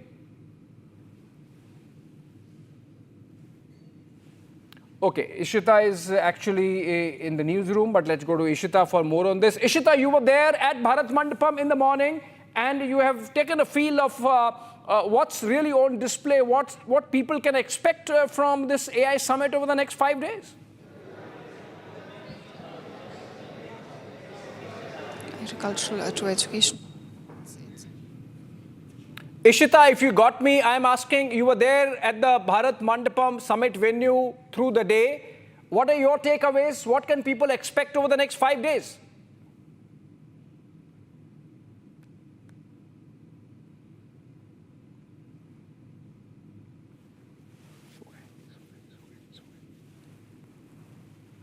Abhishek, so I can tell you about the visuals. In fact, we're showing our viewers at this point. I was there at the expo a short while ago, and Prime Minister there inaugurating the expo, the AI Impact Summit.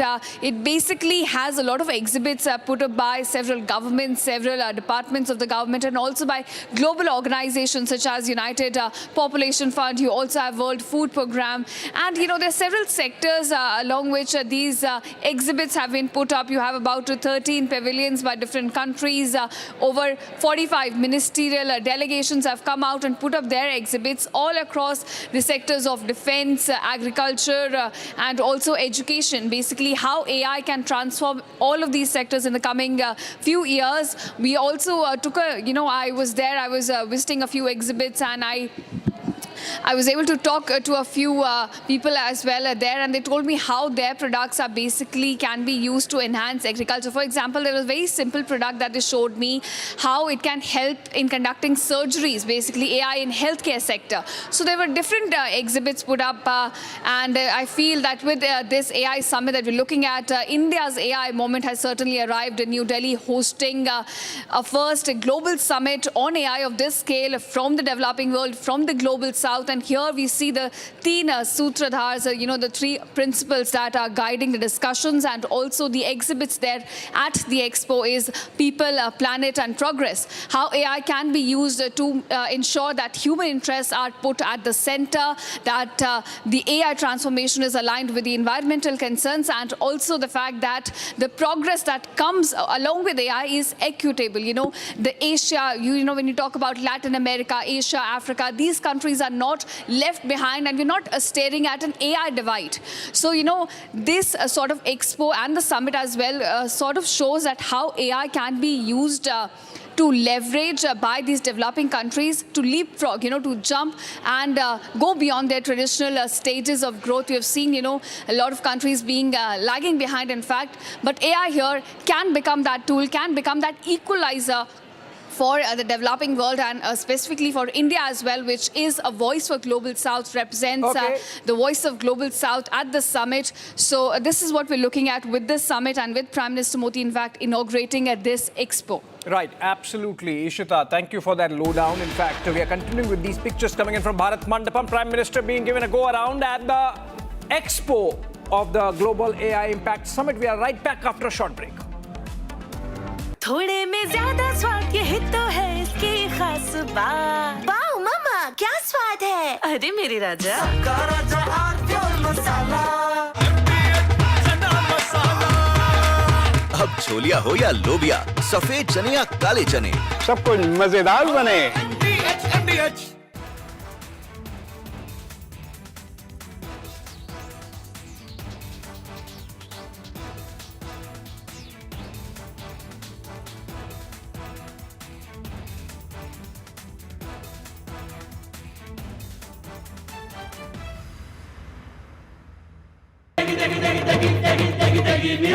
MDH की देगी मिर्च, देगी मिर्च का तड़का, अंग अंग फड़का। MDH की देगी मिर्च। Himanto Biswa Sarma, good evening.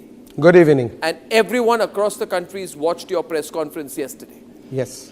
Now, you see, now that you've done the press conference, you've made some very, very damning allegations against Gaurav Gogoi. Yes. Are you doing it? First question, let's have it out of the way. Are you doing this because you're facing a huge test in your political career with the Assam elections coming up, and he's the person Rahul Gandhi is putting up against you? Arnab, you know Assam. Even I produce a picture of Asim Munir and Gaurav Gogoi. Congress is not going to lose a single vote, because whomever the vote the section of people who vote for Gaurav Gogoi or Rahul Gandhi in Assam, in any case, they will vote only Congress. From that press conference, neither I will gain one vote, neither I will lose one vote. But you have said some amazing things. Yes. You said that you think that Gaurav Gogoi visited Pakistan on an invitation from the ISI. You have said he has gone there for specific training, and some specific training was given to him in Pakistan. Arnab, these are national security allegations, yes, sir. Yes. Arnab, today Gaurav Gogoi did a press conference. I do not know whether you know it or no, do not know it. He has amplified my allegation. My allegation was that he got a visa for Lahore. Then next day when he arrived Lahore, Ministry of Interior Pakistan issued a letter that he can come to Karachi and Islamabad, but there was no visa for Rawalpindi. Today, in the press conference, he says that he went to Taxila, that is in Rawalpindi district, that is the headquarters of Pakistan Army, and there is no visa for visiting Rawalpindi.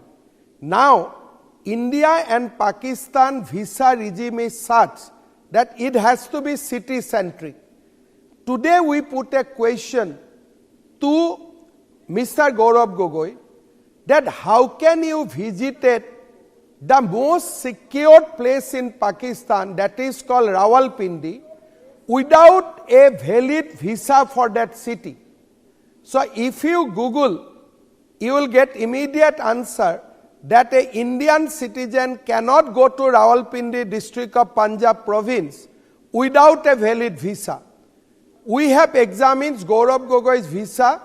But he says, I went to visit my wife. He says, I went to Pakistan to visit my wife. Today he did a press conference and he admitted that his wife was at that point of time not doing job in Pakistan.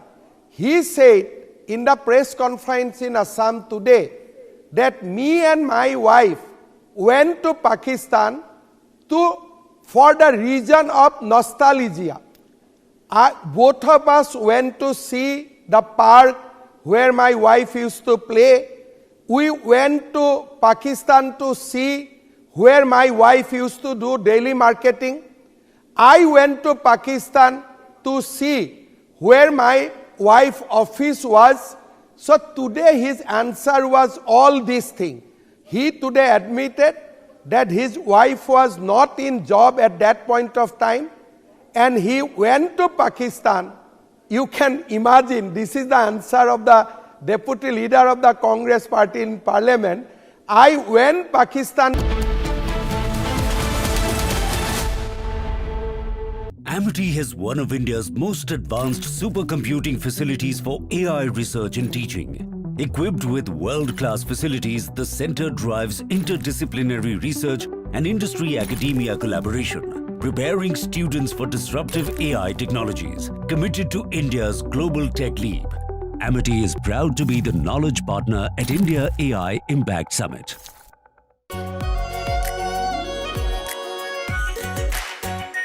Are pure shahi paneer masala, delicious, healthy, everyday.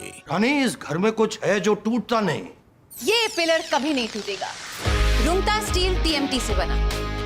Rungta नहीं तो घर strong नहीं। Rungta steel TMT बार एकदम solid.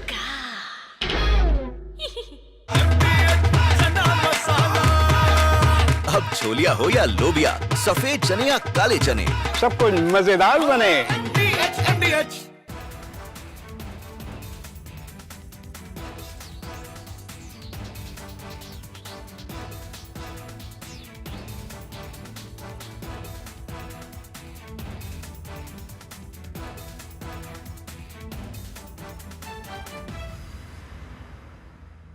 आधे bowl दही में 4 चम्मच MDH चटनी पुदीना मसाला डाला, स्टर करो, पुदीना चटनी तैयार। MDH चटनी पुदीना मसाला। I am absolutely fed up, like you are, I'm sure, with the U-turns of the BCCI and the ICC and cricket politics. And I feel bad, like every citizen of India does, that these people, because they want to make some money over cricket, are ready to compromise the nation. Terrible. Pakistan has taken another magnificent U-turn in its decision to not play, not play, keep changing its mind, ladies and gentlemen. First they say they stand with Bangladesh, then they said we stand with them so much that we don't participate in the World Cup. Then they put Shehbaz Sharif in front and he said we've taken a clear decision not to play cricket with India because we are backing Bangladesh. Listen to what Shehbaz Sharif said. T20 World Cup जो है उस हवाले से हमने बड़ा वाज़ेह stand लिया है कि हम हिंदुस्तान के ख़िलाफ़ जो मैच है वो हम नहीं खेलेंगे क्योंकि पाकिस्तान ने कहा कि ये खेल का मैदान है, ये सियासत नहीं है। खेल के मैदान में सियासत बिल्कुल नहीं होनी चाहिए। हमने एक बड़ा सोच समझ के हमने स्टैंड लिया है और इस हवाले से हमें बांग्लादेश के साथ पूरी तरह खड़े होना चाहिए। That's what he said 8 days back. Now he's changed his line 8 days later. Now he's saying that the government of Pakistan is now directing the Pakistan national team to play, to take the field on February 15 for the scheduled fixture against India in the T20 World Cup. Now viewers, my point is, let the Pakistanis do what the hell they want to do, who cares? But what is the BCCI doing? What is the ICC doing? What is Rajiv Shukla doing? What is this paid executive Sanjog Gupta doing? Why are we allowing Pakistan to do the U-turn? We should have never given them a long rope. We should have caught them and said, no, you said you're not playing, now you don't play. We should have embarrassed them. We should have made life hell for them. We should have reined in the Pakistanis. But no, you see in our country, some people are so desperate, like Rajiv Shukla, so desperate to play cricket with Pakistan. Why, Rajiv Shukla, do you want to play cricket with Pakistan? You have no history of cricket. But Rajiv Shukla says, we agree with the ICC. We cannot comment on what the ICC is doing. And then he says, ICC, BCCI has nothing to do with what Shehbaz Sharif is saying. Well, let me tell you, the ICC has given in to Pakistan. And I feel bad, this fellow, Sanjog Gupta, who is the ICC CEO, earlier was a TV executive, ladies and gentlemen, in the same company. Now, this man, Sanjog Gupta, puts out a statement trying to placate Pakistan, trying to placate Bangladesh. And now they are sitting on the negotiating table with Pakistan. They didn't put any fine on Pakistan for all its tantrums. They gave in, this man, Sanjog Gupta, a simple paid executive. He has given in to the demand of hosting further matches in Bangladesh. So he's compromised India, directly or indirectly, and I'm saying, who the hell is he to do that? Who allowed him to do that? Even the demand that Bangladesh must receive its full ICC revenue share.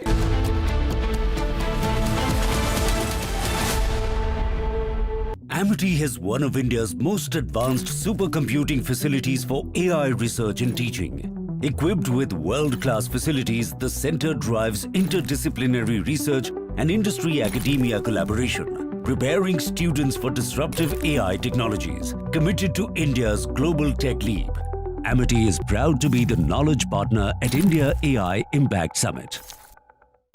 Pure सूजी pasta उबालो मिलाओ और खाओ 8 minute में तैयार क्या test है सबका राजा are pure मसाला आधे बाउल दही में 4 चम्मच MDH चटनी पुदीना मसाला डाला स्टर करो पुदीना चटनी तैयार MDH चटनी पुदीना मसाला MDH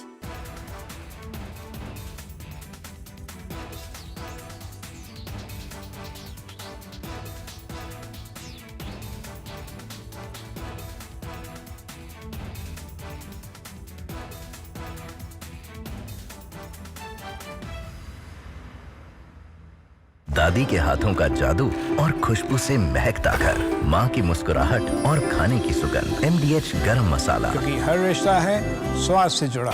Himanto Biswa Sarma, good evening. Good evening. And everyone across the country watched your press conference yesterday. Yes.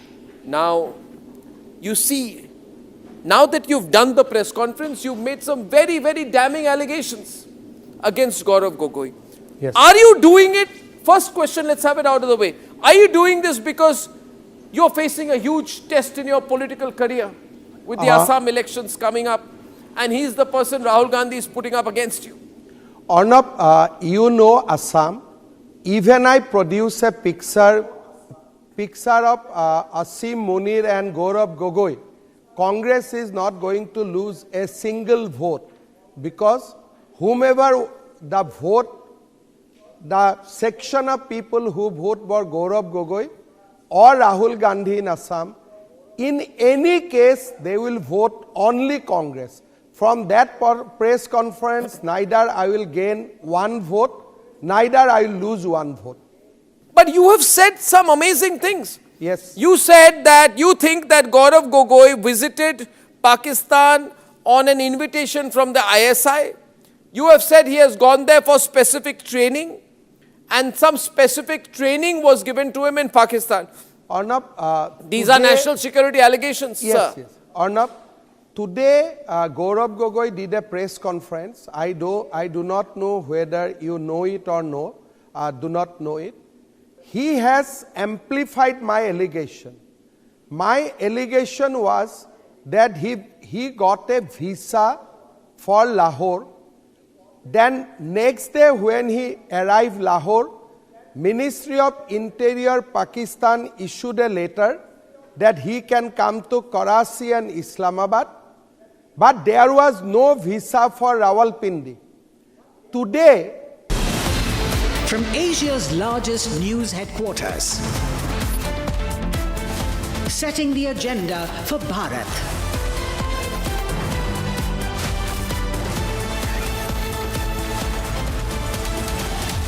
You're watching Republic.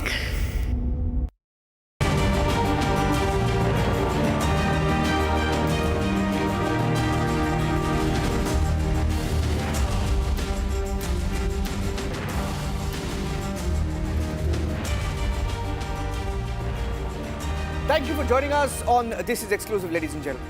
A story that we broke here at Republic TV on Sunday. We brought you pictures of women, 175 to 180 women at a sterilization drive in Madhya Pradesh. A story that shockingly no other media house is even reporting on the conditions in which sterilization drive took place in Madhya Pradesh. Our focus continues to be on that story as we continue to ask some very uncomfortable questions. Here are the headlines on This Is Exclusive this Monday evening.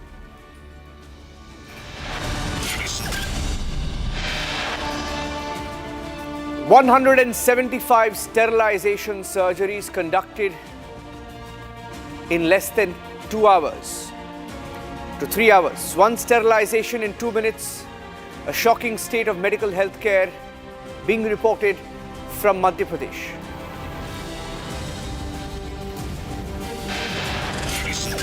Bhupen Bora's resignation carries a symbolic message that Congress has lost its last Hindu leader. Big blow to the Assam Congress 2 days before Priyanka Vadra's visit. Bhupen Bora, the former chief of Assam Congress, quits and then escapes the meeting with Congress leaders midway. Sources say that he's tired of Muslim appeasement politics in Congress.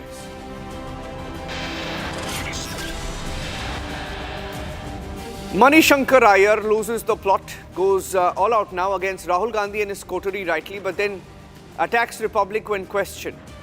Appears to be a little unhinged.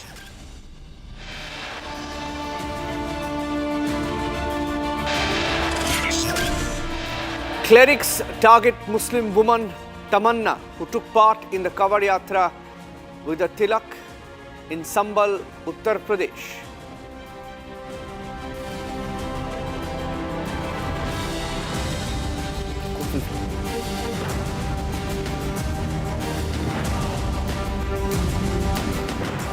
I'd like to start with the pictures coming in from Dhar, Madhya Pradesh. It's a story being reported only by Republic TV, ladies and gentlemen. For some reason, nobody's even talking about it. Take a look at these pictures. Disturbing images that have emerged from a government sterilization camp in Dhar district of Madhya Pradesh. Now, what do you see in these pictures? You see almost 40 to 50 women who are lying on the ground. Each of them has just gone through a sterilization drive. Nasbandi, sterilization drive. And what you will also see is that there is not a single medical facility, there is no bed. They are all tribal women lying flat on the ground, and then we are told that there is no doctor, there is no government doctor or private doctor was hired to ensure that the women go through the sterilization drive. There are no medical facilities, no beds. There is no place inside the health center. They're lying on the floor after sterilization, all of them writhing in pain. And this is the picture that came in from Madhya Pradesh. Now, how is it that these women were allowed to go through this surgery? And the people in charge tell us that each surgery took 2 minutes. How can you conduct a surgery in 2 minutes? Is such treatment reserved only for India's poorest? There is negligence at many layers here. Unimaginable medical negligence. We'd like to play out some of the reports. We are the only channel reporting from there. And this is a government sterilization drive. How can you put women through this kind of a treatment? We spoke to some of the victims. I'd like to get the first-hand account of the victims and what they went through. The women who were there went to get sterilized. And listen into what each of them had to say about what they went through at this health center. This was a government drive, mind you, in the heart of Madhya Pradesh. Take a look at this. Hear what they have to say today.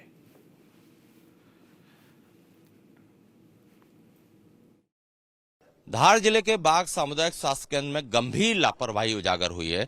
कुछ घंटों में 175 महिलाओं की नसबंदी करा दी जाती है। ये हॉस्पिटल है, सामुदायिक स्वास्थ्य केंद्र है और यहाँ पर हम आपको दिखाते हैं कि किस तरह से 3 घंटे में 175 महिलाओं के ऑपरेशन तो करे, नसबंदी उनकी कर दी गई और उसके बाद उन्हें कहाँ पर, ये वो स्पॉट है जहाँ पर महिलाओं को खुले में लिटा दिया गया। ये जो आप हॉस्पिटल के अंदर की जगह देख रहे हैं, ये जो परिसर है यहाँ पर ही खुले में जो महिलाएं हैं उन्हें लिटा दिया गया था। यहाँ पर आप देख सकते हैं गंदगी का भी अंबार है। यहाँ इसी गंदगी के बीच इतनी चिलचिलाती धूप में 13 तारीख को एक जो महिलाएं हैं जो नसबंदी कराने आई थी उनको इस तरह से यहाँ पर लिटा दिया जाता है। क्यों लिटाया जाता है? क्योंकि हॉस्पिटल में बेड की कैपेसिटी ही 30 की है, लेकिन नियमों को ताक पर रखकर 175 महिलाओं की नसबंदी कर दी जाती है। अब आप समझ सकते हैं कि ना यहाँ पर कोई टेंट लगाया जिससे कि धूप से उन्हें बचाया जा सके, ना यहाँ पानी पीने की व्यवस्था थी, ना यहाँ पर कोई और व्यवस्था थी। ऐसे में खुद बीएमओ ये मान रहे हैं कि संक्रमण का खतरा बढ़ता है। इसके बाद भी मरीजों के साथ महिलाओं की जान से खिलवाड़ किया गया, उन्हें इसी परिसर में खुले में लिटा दिया जाता है, जो कि एक गंभीर लापरवाही है। अब हालांकि भले ही स्वास्थ्य विभाग जो है उन्होंने कारण बताओ नोटिस भी दिया है, पुराने जो बीएमओ थे जिनके समय ये नसबंदी हुई उन्हें हटा दिया गया है, लेकिन आप समझ सकते हैं कि एक सामुदायिक स्वास्थ्य केंद्र में जहां पर कि यहाँ कम आर्थिक रूप से कमजोर लोग नसबंदी कराने आते हैं, सरकार की योजना है उसी के तहत वो यहाँ पर ऑपरेशन कराने आते हैं, लेकिन उन्हें जमीन पर लिटा दिया जाता है। बेड नहीं होते हैं, बेड की व्यवस्था नहीं की जाती है। नियमों को ताक पर रखकर एक दिन में कुछ घंटों में 175 नसबंदी कर दी जाती है, जो कि मध्य प्रदेश स्वास्थ्य विभाग की बड़ी लापरवाही को उजागर करता है।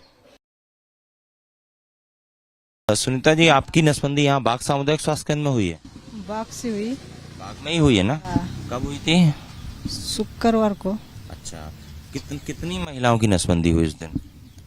इतनी होगी 100 कितने होगी? हाँ, मेरे को 175 की हुई है। इतनी होगी? मैं ध्यान नहीं रखी इतनी। आपको कितने का अंदाजा था कितनी हुई है, कितना की? मैं इतने होगा 100 इतना होगा। आपने देखा कई महिलाओं को नीचे फर्श पे लिटा दिया था? मैं अंदर रूम में थी, मैं बाहर ध्यान नहीं रखी। चूंकि बेहोशी का इंजेक्शन भी लगाया होगा? हाँ, लगाया होगा। आप बाहर नहीं देख पाए? बाहर नहीं देख पाए, अंदर ही थे रूम में। लेकिन बाहर अव्यवस्थाएं काफी ज्यादा थी, वो आप नहीं देख पाए, लेकिन आपको मालूम है ऐसा हुआ था? हुआ हो, मैं नहीं ध्यान रखी इतनी। अच्छा, बाकी कितनी? सुनीता की जो सास है उनसे हम बात करेंगे, क्योंकि सुनीता अभी बात ज्यादा नहीं कर पा रही हैं।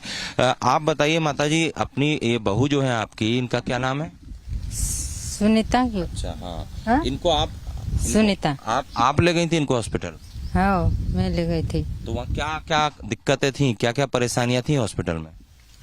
कई ऐसे बिस्तर पर लोटाड़ी थी ना, जमीन पे लेटा दिया था? जमीन पर ये तकिया मकिया नाक के लोटाई दी थी। और एक ऑपरेशन में कितना टाइम लगा था? ऑपरेशन हाँ हाँ मैं वहाँ ऑपरेशन हाँ बाहर थी बाहर थे। अच्छा, अब कितनी महिलाएं रही होंगी जिनकी नसबंदी हुई? पहला तो बहुत थी। बहुत थी। अच्छा, और बाकी व्यवस्थाएं गड़बड़ थी क्या वहाँ पे? मतलब डॉक्टर हालचाल ले रहे थे, नहीं ले रहे थे? दवा समय पे दी जा रही थी, नहीं दी जा रही थी? खाने पीने की सुविधा थी या नहीं थी? हाँ गोली दी। और बाकी चीजें? बाकी चीज नहीं दी। कुछ नहीं किया बाकी। भूरी, ये बताओ कब आपकी नसबंदी हुई थी? शुक्रवार को। अच्छा, कितनी महिलाओं की नसबंदी हुई वहाँ? वहाँ पे 200 थी। हाँ। और उनमें से एक आप थी? हाँ मैं थी। अच्छा, कितना समय लगा आपकी नसबंदी करने में डॉक्टर को? ये 5 मिनट लगा, फिर वहाँ से निकाल के रूम में लौटा दिया। आपको क्या जमीन पे लिटाया था? हाँ जमीन पे गद्दे बिछा के। और वहाँ तो धूप भी आ रही थी, कोई टेंट नहीं लगाया, धूप से बचने की व्यवस्था नहीं थी, जमीन पे फर्श पे लिटा दिया था? हाँ हाँ जमीन में ही लिटा दिया था। कितने देर तक आप जमीन में रहे वहाँ पर? वहाँ पे ज्यादा देर नहीं रुके, मेरे पापा ले आए थे इको भाड़ा करके।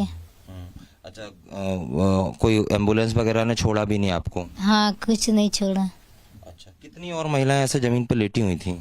वो तो बहुत सारी लेटी हुई थी, पर वो तो वहीं पड़ी थे, हम आ गए थे मेरे पापा लेके।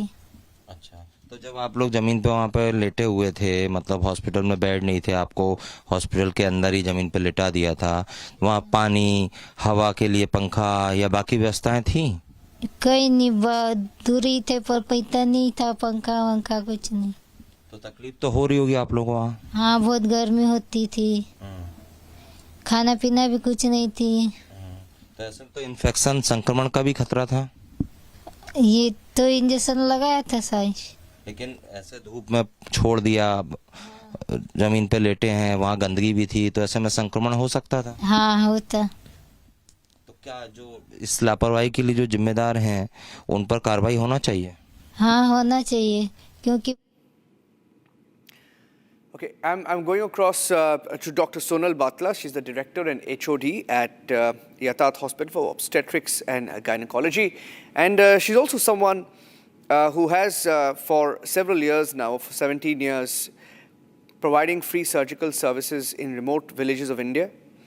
And her team has conducted over 6,000 surgeries in such remote villages. I want to go to the full-frame pictures, first of all, Dr. Sonal, just to show our viewers of how the conditions under which these surgeries, these sterilization drives were conducted.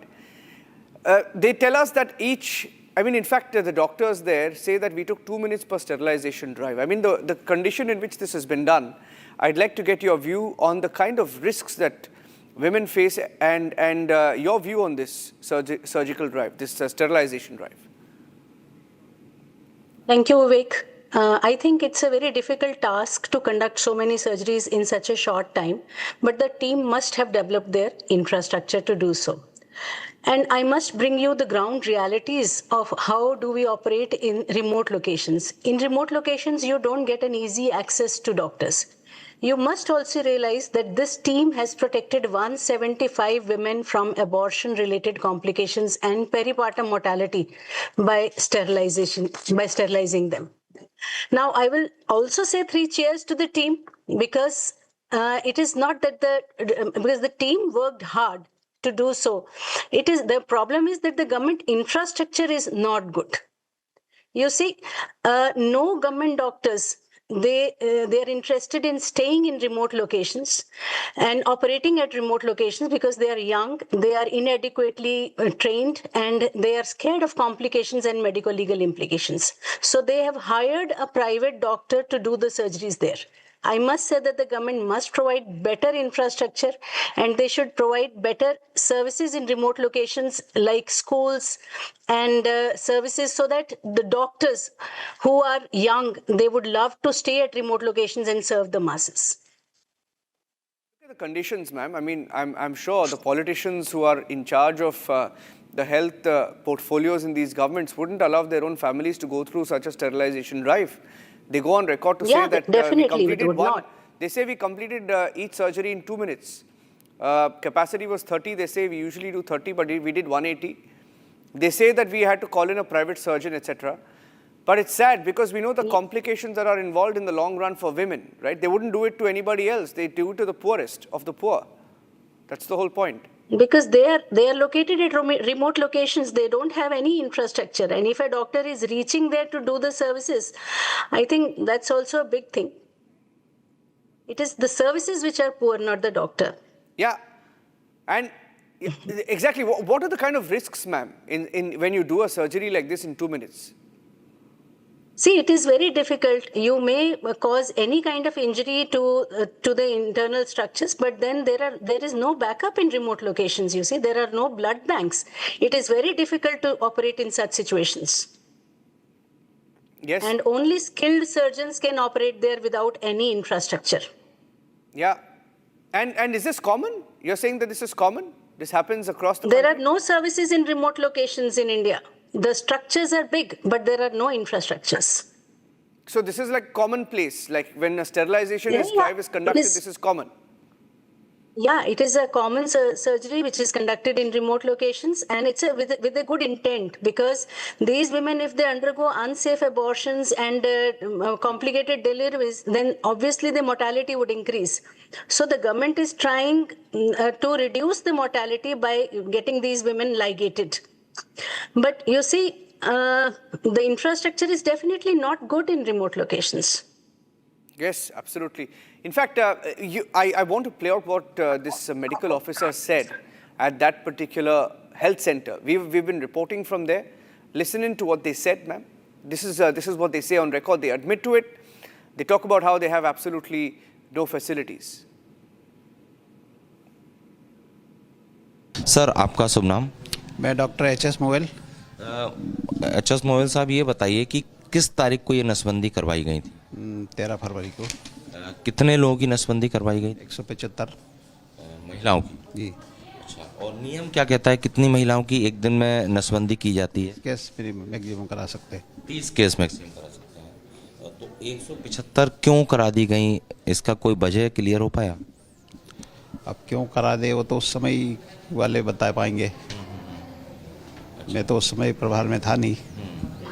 अच्छा sir, ये पूछ रहे हैं कि जब ये नसबंदी कराई गई 175 महिलाओं की, तो उसके बाद यहीं पर खुले में महिलाओं को लिटा दिया गया था, अव्यवस्थाएं थी, तो ऐसे में कितना खतरा होता है संक्रमण का? हाँ, थोड़ा बहुत संक्रमण का तो रहता है।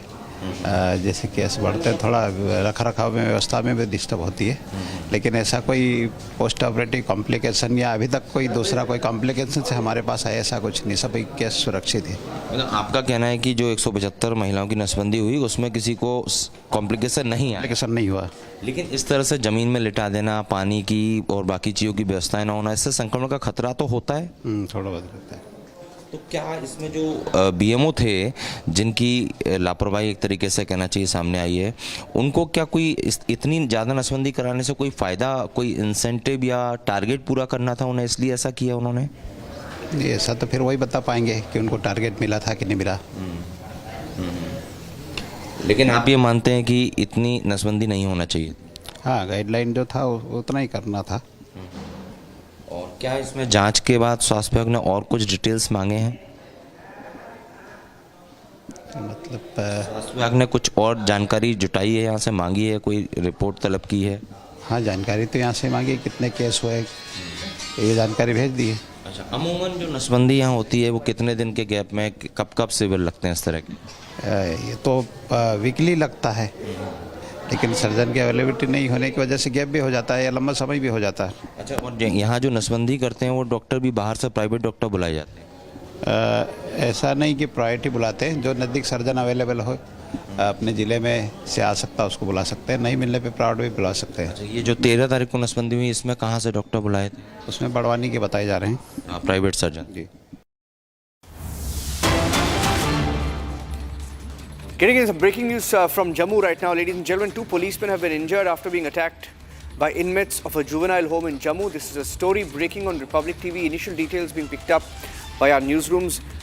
A gangster and 2 Pakistani inmates, 2 Pakistani juvenile inmates have escaped from the juvenile home in Arispura, Jammu. Policemen include an SPO head constable, They've been injured. A manhunt launched to nab the accused. 2 Pakistani inmates have escaped from a juvenile home. That's the headline. 2 Pakistani inmates have escaped from a juvenile home in Jammu. They have decamped with a pistol. Jammu police has sought details of all Pakistani juvenile inmates in jails, and the DGP is likely to reach the spot soon. We are told he's also headed there, and the police has sounded a high alert across Jammu after 1 gangster and 2 Pakistanis fled from this juvenile home. Let me go across to Jammu, where Gursimran is live. Gursimran.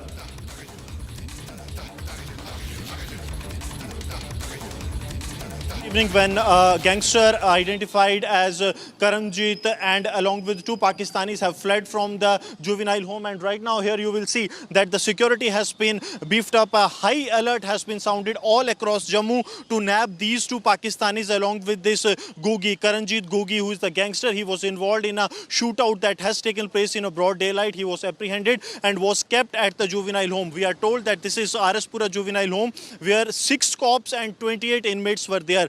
What they did, these inmates, they created a conspiracy. It was a pre-hashed conspiracy. They gave an impression that they are fighting with each other, and when the cops reached there, they all of a sudden attacked the cop. First, it was a physical assault followed by firing. Though the fire did not hit the cops, but we are told that they have gone with the pistol. Though this pistol is not of the J&K police, but what we are getting to know that they might have managed this pistol from somewhere. Here you will see that we are on way to Araspura, and here the security has been beefed up, because an alert has been sounded all across Jammu. So all the vehicles that are passing through are thoroughly being checked, because the security forces want to ensure that these 3, that includes 1 local gangster, Gogi, Karanjit Gogi, who is from the Dablad area of Jammu, and 2 Pakistanis, they be apprehended at an earliest. DGP Nali Prabhat is en route. He was just a couple of minutes before us. He passed this very checkpoint and he is heading towards Araspura. We are told that all other senior officials are also at the spot, and also the details have been sought from all districts, especially the border districts, that what were the details of their inmates, especially the Pakistanis who they have sent to the juvenile home, so that details can be actually verified that who has escaped from this. But this is a major security breach, and also really very concerning that how this conspiracy was hashed, and these 1 gangster along with 2 Pakistanis, those who were in juvenile home, they have managed to escape, and that too with a pistol. Who gave them pistol? From where they procured this pistol inside a juvenile home? That is something really concerning, and 2 cops have been injured. We are told SPO Vinay and Head Constable Praveen, they have been injured, but the injuries are said to be stable. They are stable, what we are being told. We are told that Head Constable SPO Vinay has been sent to the GMC Jammu, while Head Constable Praveen is being treated at the sub-district hospital in Araspura. Niranjan. Thank you for joining us with those inputs. That's a breaking story from Jammu, where 2 Pakistani juvenile inmates have escaped from a juvenile home. They've attacked 2 police officers. 2 police officers are injured. An SPO and a constable reportedly injured. They've decamped with a pistol. That's the story breaking from Jammu this minute. Okay, so we'll take a break here on This is Exclusive, ladies and gentlemen. At 7:30, we have a special broadcast from the AI Impact Summit, one of the world's largest AI events being held in the national capital in Delhi's Bharat Mantapam. Republic TV is live from location. We're getting you a special report. Stay tuned.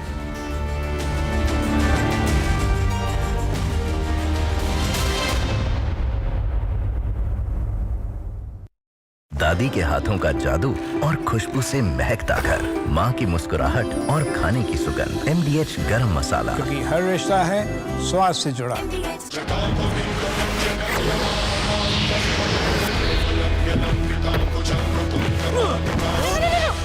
मेरी chimney टूट जाएगी। What are you doing? रानी, इस घर में कुछ है जो टूटता नहीं।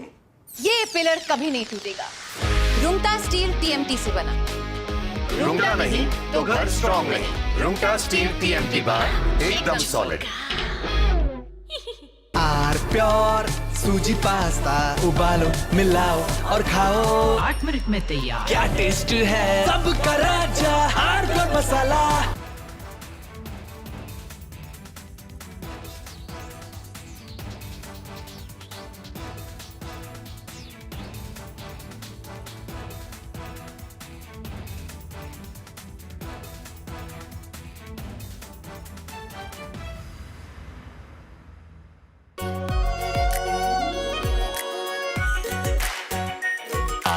Pure shahi paneer masala, delicious, healthy every day. I am absolutely fed up, like you are, I'm sure, with the U-turns of the BCCI and the ICC and cricket politics. And I feel bad, like every citizen of India does, that these people, because they want to make some money over cricket, are ready to compromise the nation. Terrible. Pakistan has taken another magnificent U-turn in its decision to not play, not play, keep changing its mind, ladies and gentlemen. First they say they stand with Bangladesh, then they said we stand with them so much then we don't participate in the World Cup.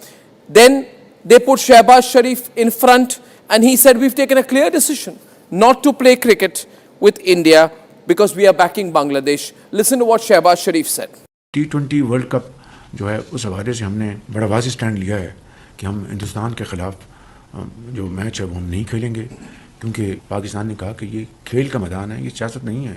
खेल के मैदान में सियासत बिल्कुल नहीं होनी चाहिए। हमने एक बड़ा सोच समझ के हमने स्टैंड लिया है और इस हवाले से हमें बांग्लादेश के साथ पूरी तरह खड़े होना चाहिए। That's what he said 8 days back. Now he's changed his line 8 days later. Now he's saying that the government of Pakistan is now directing the Pakistan national team to play, to take the field on February 15th for the scheduled fixture against India in the T20 World Cup. Now viewers, my point is, let the Pakistanis do what the hell they want to do, who cares? But what is the BCCI doing? What is the ICC doing? What is Rajiv Shukla doing? What is this paid executive Sanjog Gupta doing? Why are we allowing Pakistan to do the U-turn? We should have never given them a long rope. We should have caught them and said, no, you said you're not playing, now you don't play. We should have embarrassed them. We should have made life hell for them. We should have reined in the Pakistanis. But no, you see in our country, some people are so desperate, like Rajiv Shukla, so desperate to play cricket with Pakistan. Why, Rajiv Shukla, do you want to play cricket with Pakistan? You have no history of cricket. But Rajiv Shukla says, we agree with the ICC. We cannot comment on what the ICC is doing. And then he says, ICC, BCCI has nothing to do with what Shehbaz Sharif is saying. Well, let me tell you, the ICC has given in to Pakistan. And I feel bad, this fellow, Sanjog Gupta, who is the ICC CEO, earlier was a TV executive, ladies and gentlemen, in the same company. Now, this man, Sanjog Gupta, puts out a statement trying to placate Pakistan, trying to placate Bangladesh. And now they are sitting on the negotiating table with Pakistan. They didn't put any fine on Pakistan for all its tantrums. They gave in. This man, Sanjog Gupta, a simple paid executive, he has given in to the demand of hosting further matches in Bangladesh. So he's compromised India, directly or indirectly, and I'm saying who...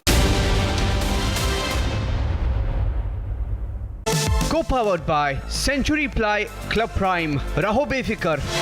Amity has one of India's most advanced supercomputing facilities for AI research and teaching. Equipped with world-class facilities, the center drives interdisciplinary research and industry-academia collaboration, preparing students for disruptive AI technologies. Committed to India's global tech leap, Amity is proud to be the knowledge partner at India AI Impact Summit.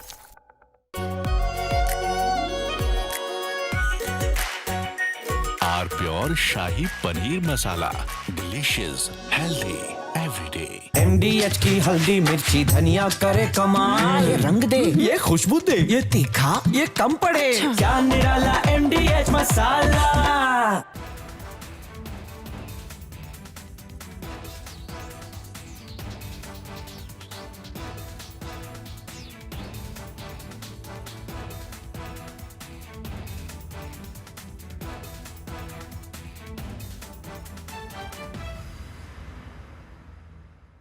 Secret recipe MDH का जीरा SIP जल जीरा मसाला।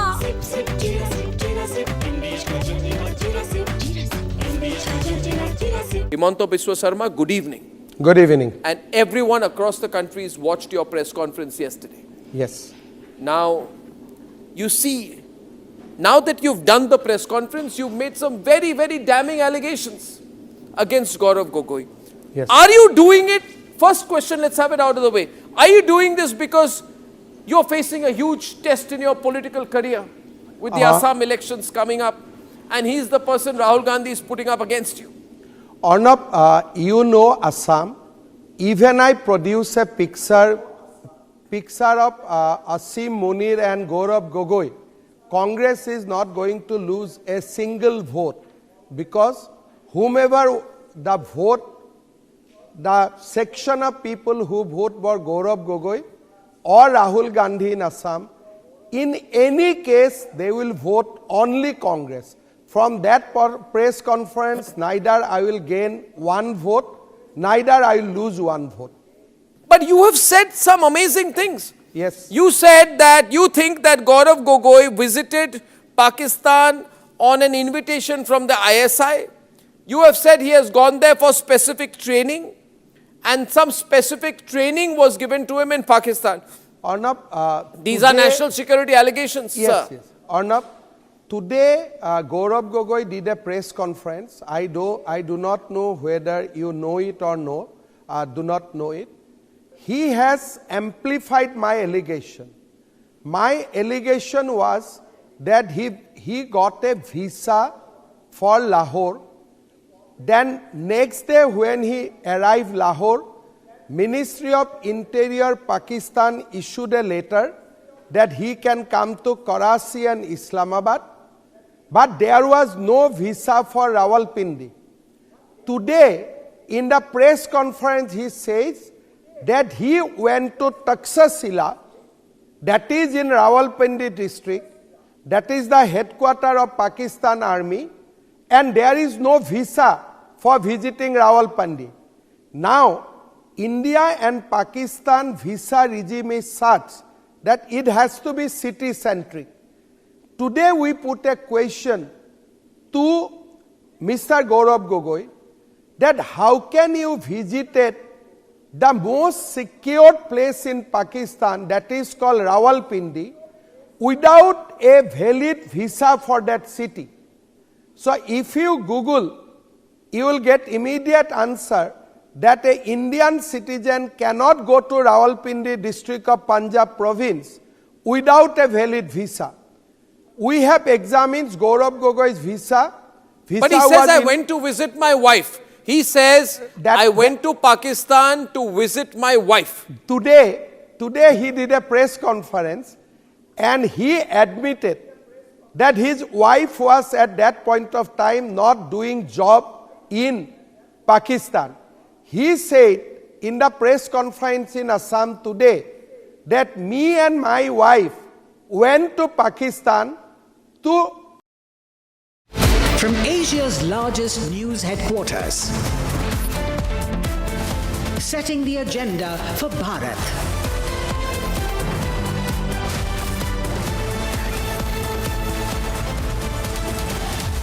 You're watching Republic.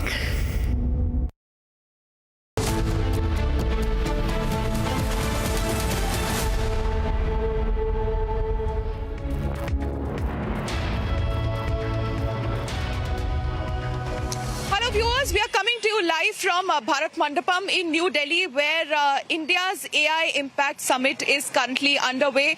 This is a landmark summit, a first of its kind, a global AI gathering which is hosted by Global South, where several leaders, policy makers and tech innovators have collected, shaping the artificial intelligence. With me, I have my colleague Harsh alongside, who will be tracking the key discussions and the key innovations and about how they are planning to include inclusivity and public good in AI. Well, absolutely right, Shambhavi. In fact, the focus here is not just innovation, but impact. From safe and trusted AI to democratizing digital resources. The summit is built around the pillars of people, planet and progress, ensuring technology and benefits of societies while safeguarding the future.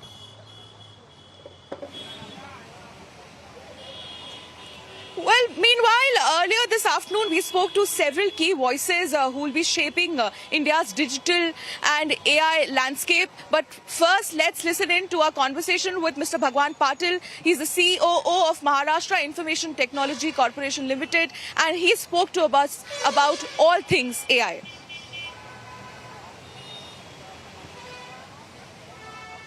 Bhagwan Patil, the COO of Maharashtra IT, which is Information Technology Corporation. Let us understand what their vision is with this pavilion, with this new program, a program which is anchored in people, planet and progress. Let's talk to him and his team and take a look at his pavilion, the ideology, the vision that they're carrying to this summit. So, what is the vision that you come with to this? Yeah, warm welcome to all for Maharashtra Pavilion. Our vision is basically to build AI infrastructure for different areas like agriculture, education, and cyber security, and health, and all other areas. So we are here for almost 5 days, and we will build different applications across Maharashtra for helping common citizens. What is this home department? This is a DCP Nagpur, and he will explain about this AI Nirikshak. Okay, we have with us DCP Nagpur explaining the home department, which is AI Nirikshak part. Good evening, I am Lohit Matani, DCP Cyber Nagpur City. So we are implementing a project named as AI Nirikshak, which is a crowd management project based on artificial intelligence. So we are doing crowd management using AI, in which there are 4 use cases. First is detection of criminals, then crowd density detection of weapons, and detection of any suspicious activity. The next one. Part. Okay. Joint Director Agriculture. Joint Director Agriculture speaking to us about the Department of Agriculture part of the Maharashtra Pavilion. This is a Mahavistar app based on the Vistar, Bharat Vistar of Department of Agriculture, Government of India. And this specializes in customized and hyper-local agriculture advisories to farmers, and it's very hyper-local because it's integrated with farm and farmer IDs developed through AgriStack projects of the Government of India. And also the Industries Department, which is Maitri, we've already heard about it, but let's understand with what is the idea that they've come to with in India AI Impact Summit. This is Maitri. This is Maitri portal, which enables government to business services. Right now there are 145 services are available for industrials.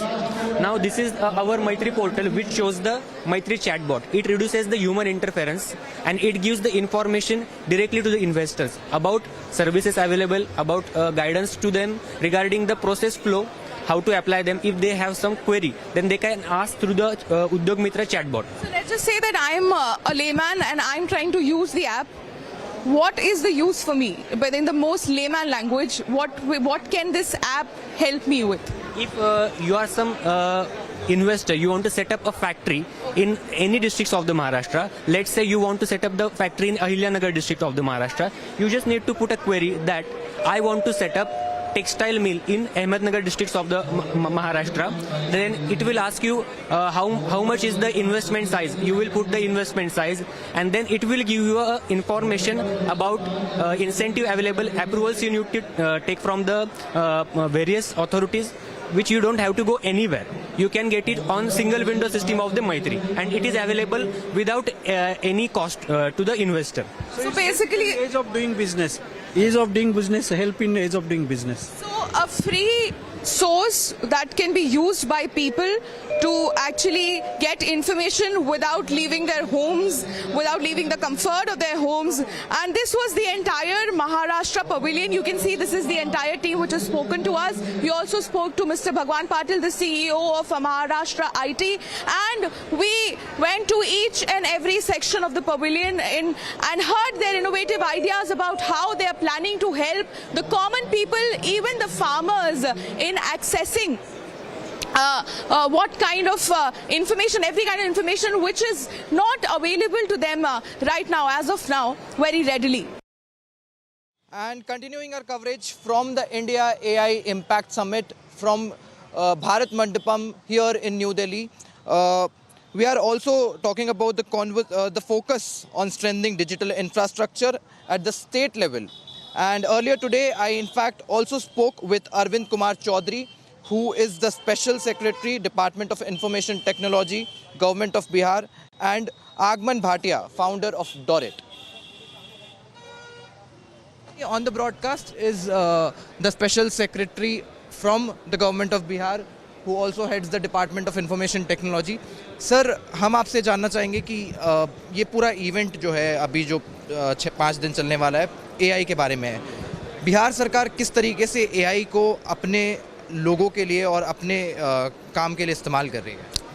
First of all, welcome India to Department of IT, Government of Bihar State Pavilion, the Grand State Pavilion. What I can say that our state pavilion is not less than in any parameter from the IT grown states. So here we can see government is very pro AI and its policies, schemes, mission, groundworks are all on at very fast pace. First of all, Government of Bihar has established a Bihar AI mission in line with India AI mission, and under that we are going to establish one